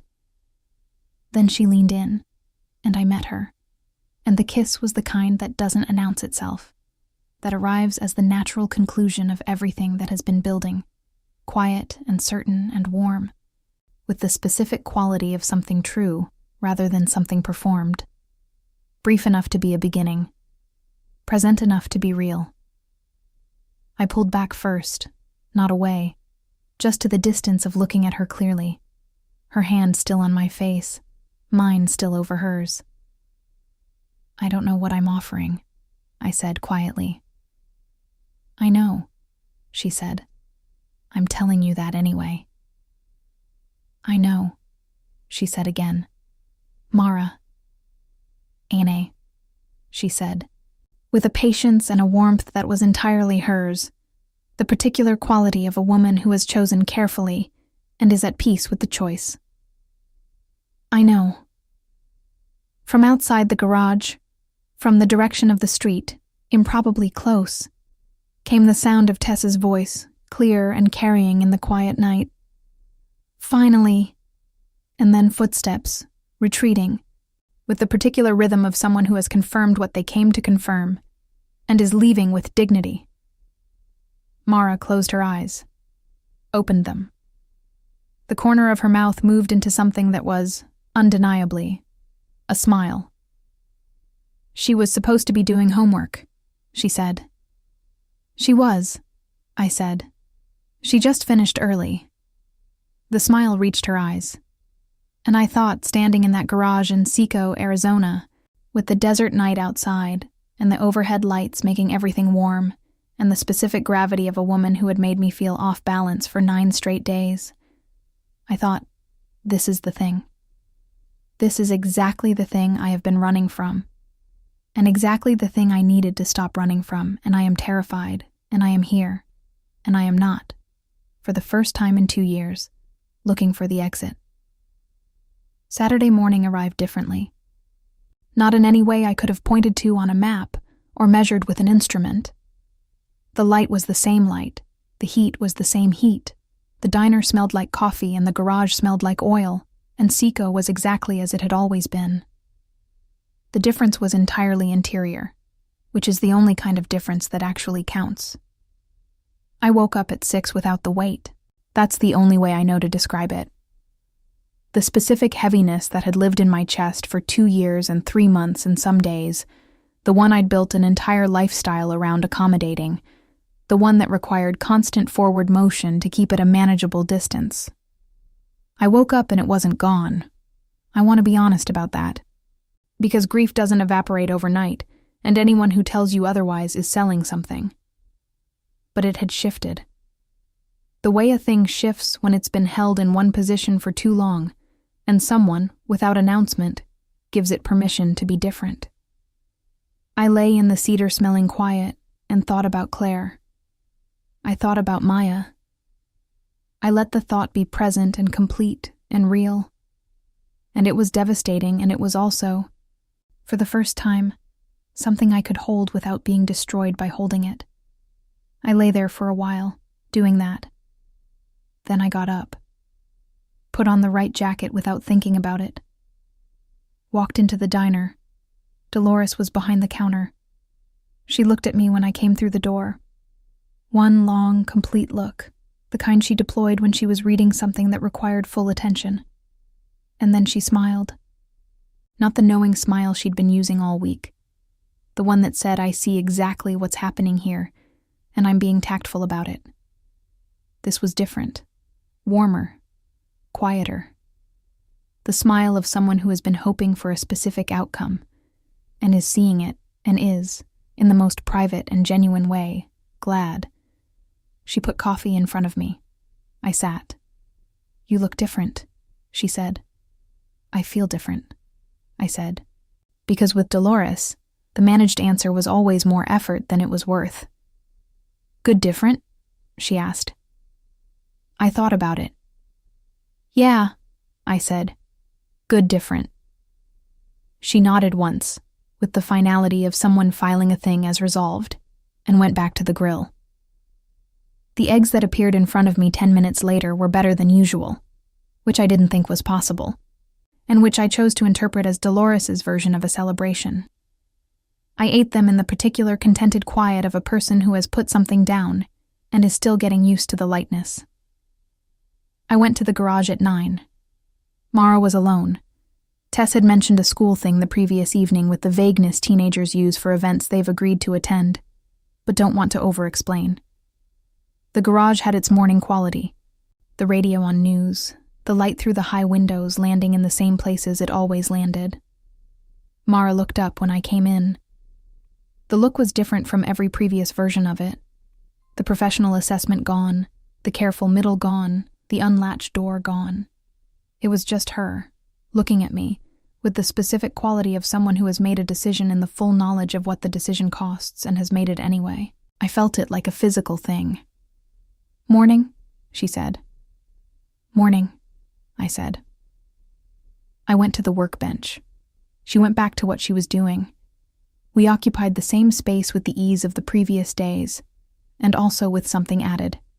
Something that had been in the room all week without permission, and was now there with it, which changed the quality of everything without changing the surface of anything. The radio cycled through the news. The light moved. Somewhere outside, a truck went by. It was, I thought, extraordinary. The ordinariness of it. The fact that everything looked exactly the same and was entirely different. I had not known that was a thing you could have. At 10:15, Mara's phone rang. She answered with the short, professional greeting she used for the shop line, and I watched her face go through a sequence I'd become good at reading. Attention, processing, recalibration. She asked 2 questions. Listened. Said thank you and hung up. She set the phone down on the workbench and looked at it for a moment before she looked at me. "The part," she said. "It's coming Monday." Her voice was level, informational, giving me the fact cleanly, without the weight she had to know it carried. "Monday," I said.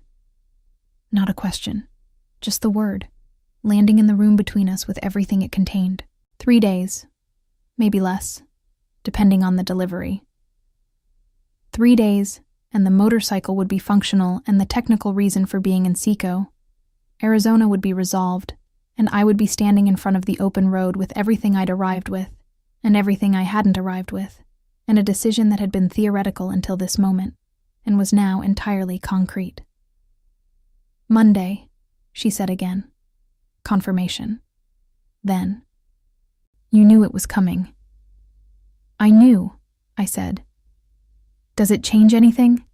she asked, and I recognized the question. The same quality as last night's question, the surface and the real thing held together in the same breath, delivered with the directness of someone who needs the true answer and trusts that she'll get it. "No," I said. "It doesn't change anything." She held my gaze for a moment, nodded, went back to work. I stood at the workbench and breathed and thought, okay. 3 days. That's fine. 3 days is enough to figure out what comes next. I thought that very firmly. Then I spent 20 minutes doing inventory I'd already done, because my hands needed something to do while my brain ran its calculations. Tess came back at noon. School thing apparently resolved. With the specific satisfied energy of someone who has received information and has come home to be present for what happens next. She dropped her bag, changed with her usual speed, and came directly to where I was standing at the parts shelf with the unerring precision of a 15-year-old who always knows exactly where the important thing is happening. She stood next to me, said nothing for a moment, picked up a bolt, put it in the right place. "The part comes Monday," she said. "I know," I said.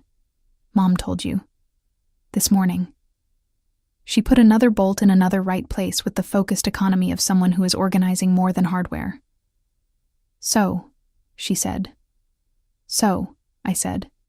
She looked at me then, directly, with Mara's eyes and something in them that was entirely her own. A particular quality of 15-year-old honesty that doesn't soften things because it hasn't yet learned to consider whether softening is sometimes kind. "What are you going to do?" she asked. And there it was, the same question Mara had asked last night, in the same garage with the same weight. Except from Tess, it had a different layer, because Tess was not just a person I'd come to care about. Tess was someone who had already lost people, and who was asking the question with the specific investment of someone who has skin in the answer. I put down the box I was holding, turned to face her fully, because she deserved that. The full attention, the real answer, not the side of the face version I'd been giving most of the important things in my life for 2 years. "I'm not going to disappear," I said. "That's not an answer," she said, without heat. "No," I said. "It's not. I know." I looked at the shelf, the organized, labeled, functional shelf that had been chaos 9 days ago, and was now a thing that worked.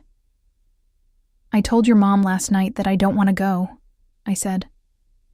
"I know," Tess said. "She told me." Which surprised me enough that I looked at her. Mara had told her. Which meant Mara had processed the previous evening by talking to her daughter. Which meant it was real enough to warrant processing out loud. Which meant something about the weight Mara was giving it that I hadn't fully accounted for. "She told you," I said. "She doesn't tell me things about... she doesn't usually..." "I know," Tess said, with the patience of someone managing my slower processing speed. "That's why I'm telling you she told me." She let that sit for a moment. "She doesn't know how to ask you to stay," she said. "She doesn't do that. She doesn't ask people for things she can't guarantee she deserves." Her voice was steady and precise, and it was also, underneath the precision, the voice of a 15-year-old who has watched her mother carry things alone for a very long time, and has very specific feelings about it that she is currently deploying with considerable courage. "Tess," I said. "I'm not telling you what to do," she said, same as Thursday. "I'm just..." She stopped, started again.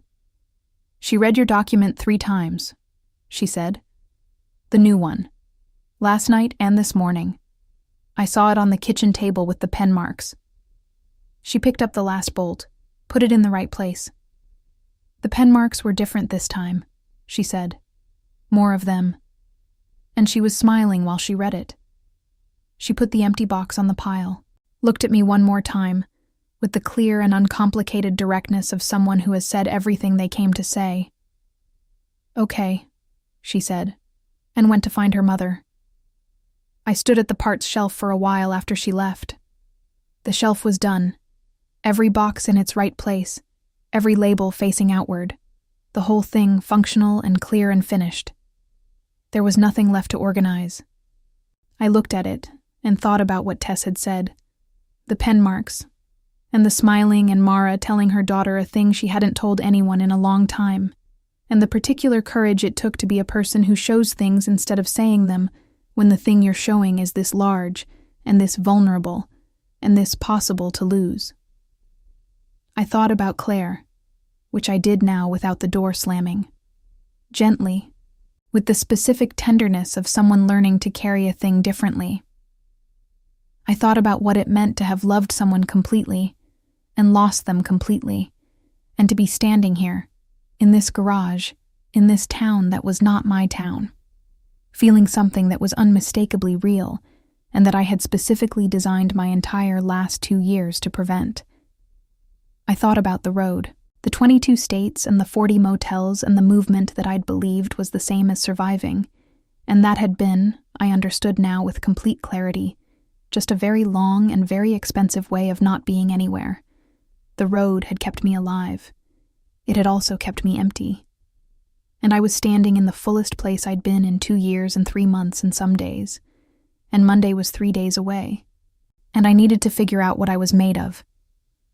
I found Dolores at the diner counter at 2 o'clock, the afternoon lull, the diner quiet, in the particular way it got between the lunch rush and the dinner setup. She was doing the accounts, paper ledger, pen, the analog system of a woman who trusts what she can touch. She looked up when I sat down. Didn't say anything. Put coffee in front of me. I wrapped both hands around it and said, "The part comes Monday." "I know," she said. "Mara called me this morning." Of course she had. I looked at the coffee. "I don't know how to stay somewhere," I said. "I haven't done it in 2 years. I'm not sure I remember how. Dolores set her pen down, folded her hands on the ledger, gave me the full attention that she'd been giving me in pieces all week, and was now apparently delivering all at once. "You've been staying here for 9 days, she said. "You wake up early, you show up, you do the work, you sit at the table." She said it plainly, without the warmth she usually laced things with.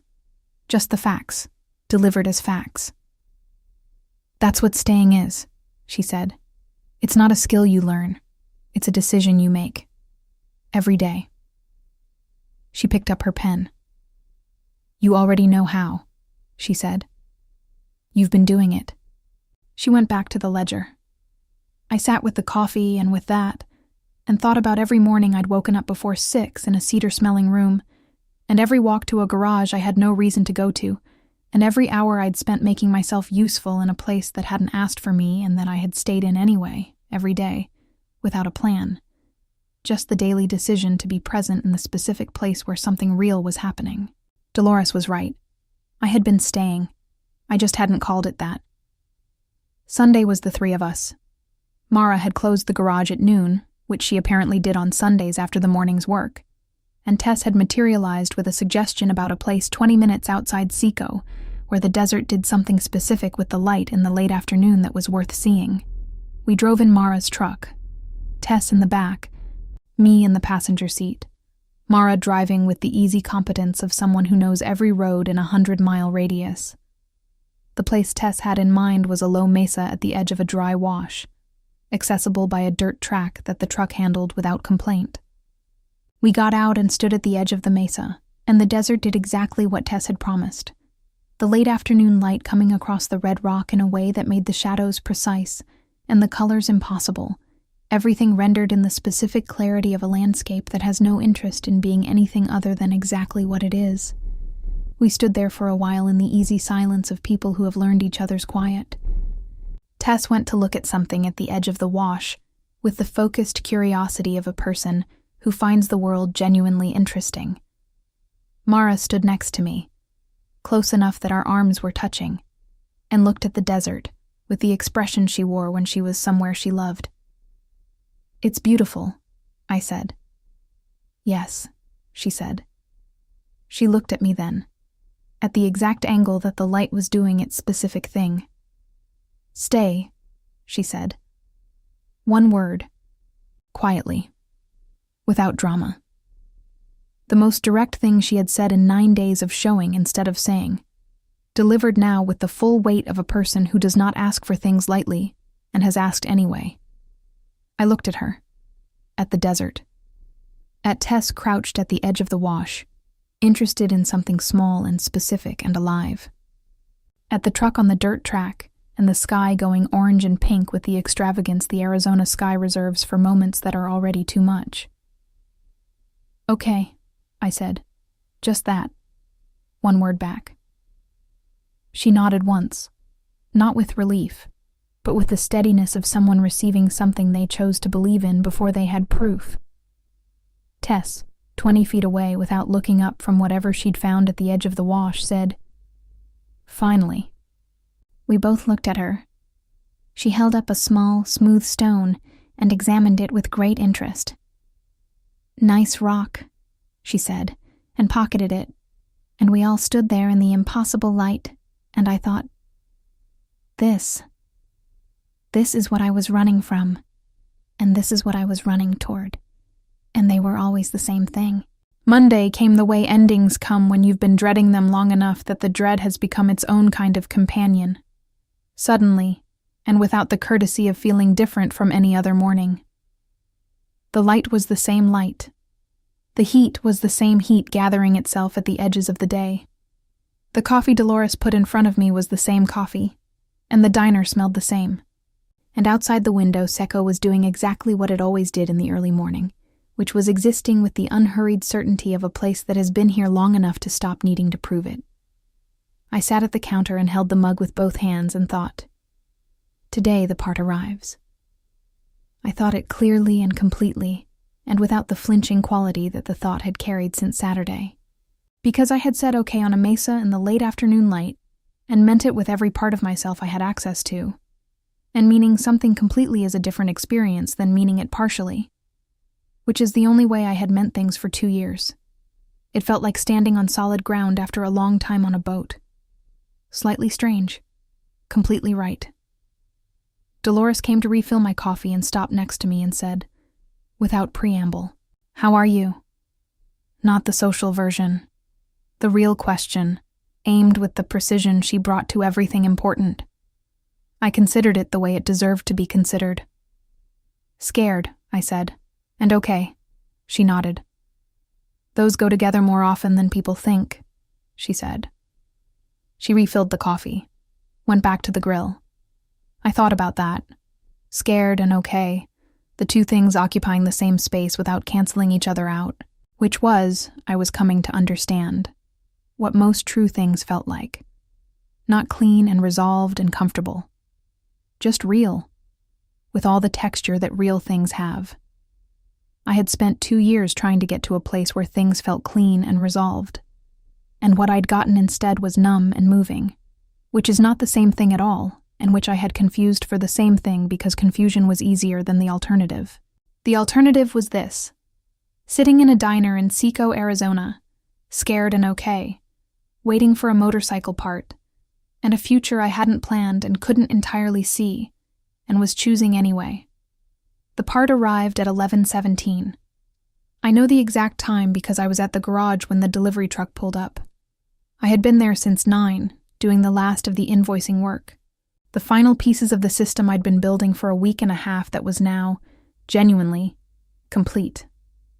Mara signed for the delivery with the professional efficiency of someone receiving a business component, and the driver left. And she carried the part inside and set it on the workbench and looked at it with the specific expression of a person regarding something that is simultaneously good news and complicated news. I looked at it too. It was smaller than I'd expected, which parts always are when you realize how much weight you've been assigning them. "I can have it installed by this afternoon," she said. 4, maybe 5 o'clock. "Okay," I said. She looked at me. I looked at her. Neither of us said anything for a moment. Not because there was nothing to say, but because what needed to be said was already present in the room in the way that some things are, fully and without requiring language to establish them. Then she picked up the part and went to work, and I went back to the invoicing system. And the garage had its late morning quality, the radio on music now, the light through the high windows moving with the unhurried certainty of a day that knows exactly how long it has. I finished the invoicing system at noon, sat back in the chair at the workbench, looked at what was on the screen, and felt the specific satisfaction of a thing that had been broken and was now functional. Not perfect, systems never are, but organized and clear and connected to itself in the ways it needed to be connected. I had built something here. Not just the invoicing system, the strategy document, the mobile diagnostics plan, the social media framework for Tess. Concrete things that would continue after I stopped being physically present. That would work without me the way good work always does. I had not built anything in 2 years. I had moved through things, occupied them briefly, left them as I found them, or close to it. The idea of leaving something behind that was better than I found it was, I realized, what I had been before the accident. The version of myself that made things and gave them to people, and trusted that the giving was worth the risk of caring. I had not trusted that in 2 years.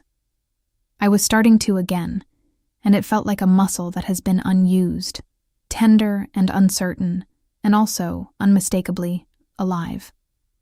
Tess arrived at 3:20. She came directly to the workbench where I was sitting, dropped her bag, looked at the part installed in the motorcycle bay where Mara was doing the final work, looked at me. Her expression was the most complex I'd seen on her face. The 15 layers of a person who has decided something and is managing the feelings that came with the decision with more grace than most adults could. "It's almost done," she said. "Yeah," I said. She sat on the stool next to mine. Her stool, I'd started thinking of it. Same as mine, and looked at the motorcycle with the focused neutrality of someone looking at a thing and seeing past it. You said okay, she said. On the mesa. I did, I said. I meant it. She looked at me. I know, she said. She stopped. The focused neutrality cracked slightly, just at the edges, the way things crack in 15-year-olds when they're being braver than they feel. I know what it means when people say they'll stay, and then they don't, she said, quietly. Without accusation, just the clean statement of a fact learned early and carried since. I felt it land in exactly the place it was aimed at, which was the center of everything I'd been sitting with for 4 days. I turned to face her fully, the way she deserved. Tess, I said. I know I'm a stranger who showed up with a broken motorcycle and no plan, I said. I know that's not a resume for someone you should trust with something important. She was looking at me with the direct and patient attention she brought to things she was taking seriously. But I'm not going to tell you I'll stay and then not stay, I said. I don't know exactly what staying looks like yet. I don't have the whole plan, but I have. I stopped, found the right words. I have more reason to be here than I've had anywhere in 2 years, and I'm not someone who walks away from a reason. She held my gaze for a long moment. Then she nodded, once, with the deliberate quality of someone making a decision about trust that they intend to stand behind. Okay, she said. Okay, I said. She picked up her bag. I'm going to help Mom finish, she said. Good, I said. She went. I sat at the workbench in the afternoon light and breathed and thought. I meant every word of that. Which was, I realized, the point. At 4:47, Mara came to find me at the workbench and said, "It's done." 2 words, everything in them. I got up and followed her to the bay where the Triumph sat. Fully assembled, serviced, the work clean and precise in the way everything Mara did was clean and precise. I looked at it. It looked exactly as it had when I'd arrived, which made sense mechanically and felt strange personally, because I was looking at it as if it were the same object, and it was the same object, and everything around it was different. You want to take it out? She asked. Test the repair? I looked at the motorcycle, looked at her. Not today, I said. She held my gaze. No? Not today, I said. Today I want to have dinner with your daughter and your aunt, and then I want to talk to you about what comes next. I said it plainly, without the managed quality I'd been deploying less and less, and that was now almost entirely absent from the way I spoke to her, because managing things around Mara had become, over 10 days, simply too much effort, and also not what I wanted. She looked at me for a moment. What does come next? She said. I don't have all of it, I said. I have some of it. Tell me the sum, she said. I took a breath. I have skills that are useful to you right now, I said. The mobile service launch is going to need someone in the first 3 months who can handle the marketing side while you handle the operational side. I can do that remotely, partly, but remote doesn't work for everything. She was listening with the full attention. I need to go back to where I left my life, I said. There are things I put down when I got on the road. Things I need to pick back up and deal with and close properly. That's going to take some time. A few weeks, maybe a month. I looked at her steadily. And then I want to come back, I said. Not because the motorcycle broke down, because I'm choosing to. Her expression moved through several things I watched with my full attention. She was processing it the way she processed everything, completely, without rush, giving it the space it deserved. A month, she said. Maybe a little more, I said. But I'd call, I said. And Tess has my number. She's had it since day 3. She got it from my phone while I was under the Subaru, and I let her keep it because I wanted her to have it. Something that was unmistakably a smile moved across Mara's face. She told me, she said. Of course she did, I said. The smile reached her eyes. "A month," she said again. "And then you come back." "And then I come back," I said. "And we figure out the rest from there." She nodded slowly, with the steadiness of someone who has decided to believe in a thing and is committing to the belief fully rather than halfway. She crossed the space between us and put her hand on the side of my face, same as Friday, warm and still and present. I put my hand over hers. "Don't make me wait more than a month," she said. "I won't," I said. She leaned in and I met her, and the kiss was longer this time and warmer, and carried everything that 10 days in Seco had built between two people who had started as a broken motorcycle and a professional assessment, and had arrived here, in this garage bay, in this light, with this much to carry forward. From the garage entrance came the sound of Tess, who had been very quiet for someone known for the opposite. "I'm going to the diner," she announced, to the general air. "Dolores is making something good. You should come when you're done." A pause. "Take your time," she added, with the elaborate casualness of someone who has timed an exit with great care. Footsteps. Gone. Mara pulled back to the distance of looking at me clearly. Her eyes were warm and open and certain, the full version of her, undone and present. "She planned that," she said. "Absolutely," I said. "She's been planning the whole thing," Mara said. "Probably since day 2, I said. Mara shook her head with the specific fond exasperation of a parent who knows exactly who their child is and loves them completely for it. She took my hand. We walked to the diner. Dinner was everything it had become in 10 days, and also its own thing. Fuller, louder, the specific warmth of people who know something good has happened and are celebrating it in the way of people who don't make a production of celebrations, which is the best kind. Gerald was there, at his neighboring table, talking about the road construction with undiminished conviction. Dolores moved through the room with the authority of a conductor at the performance she's been rehearsing for a week. Tess ate her food with the satisfied composure of someone whose plan has executed correctly and who is being gracious enough not to say so explicitly. Under the table, at some point, Mara's hand found mine, and stayed. I looked at the room. The specific warmth of it, the realness, the 4 people in it who had been strangers to me 10 days ago and were not strangers now and would not be strangers in a month when I came back. And I felt something that I had not felt in 2 years and 3 months and some days.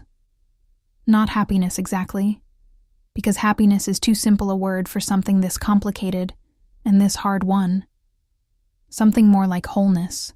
The returning of a thing that had been lost in such totality that I'd stopped believing it still existed somewhere to be returned.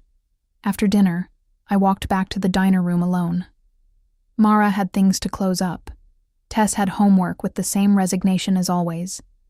Dolores had her after-hours accounting, and I sat on the edge of the bed in the cedar-smelling room and looked at the motorcycle helmet sitting on the chair by the window and thought about everything I was going to do in the next month. There was a storage unit in Tucson with boxes I'd never unpacked from the house. There were phone calls I'd been avoiding for a year. There were people who had tried to stay in my life and who I had, through the logistics of constant movement, allowed to drift, because drifting was easier than the alternative. There was a grief counselor I'd seen twice, and canceled 3 times, who had left her number in my phone with a message that said, "When you're ready and who I was, I understood now. Finally ready to call." There was a life that I had put down in pieces, and that I had not been able to pick back up from the road, and that I could, from a place with solid ground under it, begin to reassemble. Not the old life. That was gone and would stay gone, and I had made a kind of peace with that in a garage in Seco on a Wednesday night with 10 seconds of a hand over mine. A new one, built from what remained and what had been found. I picked up my phone, opened a new note, wrote at the top, "What comes next?" And then I wrote the list. Not the escape plan. Not the itinerary for the next city. Not the logistics of being somewhere temporarily. The list of what it means to be somewhere permanently, The boxes, the phone calls, the counselor, the things to close and the things to open and the things to carry differently. It was a long list. I wrote it all the way to the end without stopping, and at the bottom I wrote, "Come back to Seco. Figure out the rest from there." I looked at the list for a while. Then I looked out the window at the back wall of the garage, dark now, the day closed. The stars over Seco were doing their extravagant thing. The impossible quantity of them, the indifferent enormity, the specific beauty of a sky that has no interest in being witnessed, and is witnessed anyway. I had ridden into this town with the certainty of someone who had nothing left to lose and nothing left to want. I had been wrong about both. The losing had not, it turned out, taken everything. It had taken the specific things it took and left the rest, and the rest included the capacity for this. For a garage in the desert, and a woman who reads things with a pen at the kitchen table, and a 15-year-old who pockets smooth stones and plans things with the confidence of someone who has decided the outcome in advance. It included Dolores's coffee and Gerald's road opinions, and the specific quality of the light at 4 p.m. when it comes through high windows at the right angle. It included the person I was when I stopped moving long enough to remember who that was. Here is what I know now, narrating this to you at whatever hour you're listening, in whatever place you are. Grief is not a thing you outrun. I tried for 2 years, and I can tell you with complete authority that the math does not work, that the highway does not go far enough, that there is no speed at which you stop being the person something happened to. What you can do. What I didn't know I was doing when the motorcycle died on the side of a desert road, and a camper truck smelled like beef jerky, and a woman in coveralls looked at me with professional assessment and zero personal interest. What you can do is stop, and be somewhere, and let the somewhere matter. And trust that the mattering, even though it's terrifying, even though everything you've ever loved has shown you that it can be taken, is still the only thing worth doing with the time you have. The motorcycle was ready. The road was there. It would always be there. That was the thing about roads. They were extraordinarily patient. But I was not getting on it tonight. Tonight I was in Seco, Arizona, in a cedar-smelling room with a list on my phone, and a woman 2 blocks over who had said, "Don't make me wait more than a month," with the voice of someone who has decided to believe in something. And I was going to make sure she didn't have to. I turned off the lamp, lay back, looked at the ceiling in the dark, and for the first time in 2 years and 3 months and some days, I did not count the miles to the next place. I thought about the miles back. I thought about what was here, and what would be here when I returned, and I let that be the last thing in my mind before I slept. Not the road ahead, but the place I was already planning to come back to. Not running. Not even standing still. Something new. Something I didn't have a word for yet, and didn't need one. Just this. The quiet decision, made in the dark, to be someone who stays. And that's the whole story. If you made it to the end, thank you. Drop a comment telling me which part got you, because I need to know I'm not the only one who lost it a little bit, somewhere around chapter 6. And if you're new here and this is the first story you found, welcome. There are more where this came from. Hit subscribe so you don't miss the next one. I'll see you in the next story.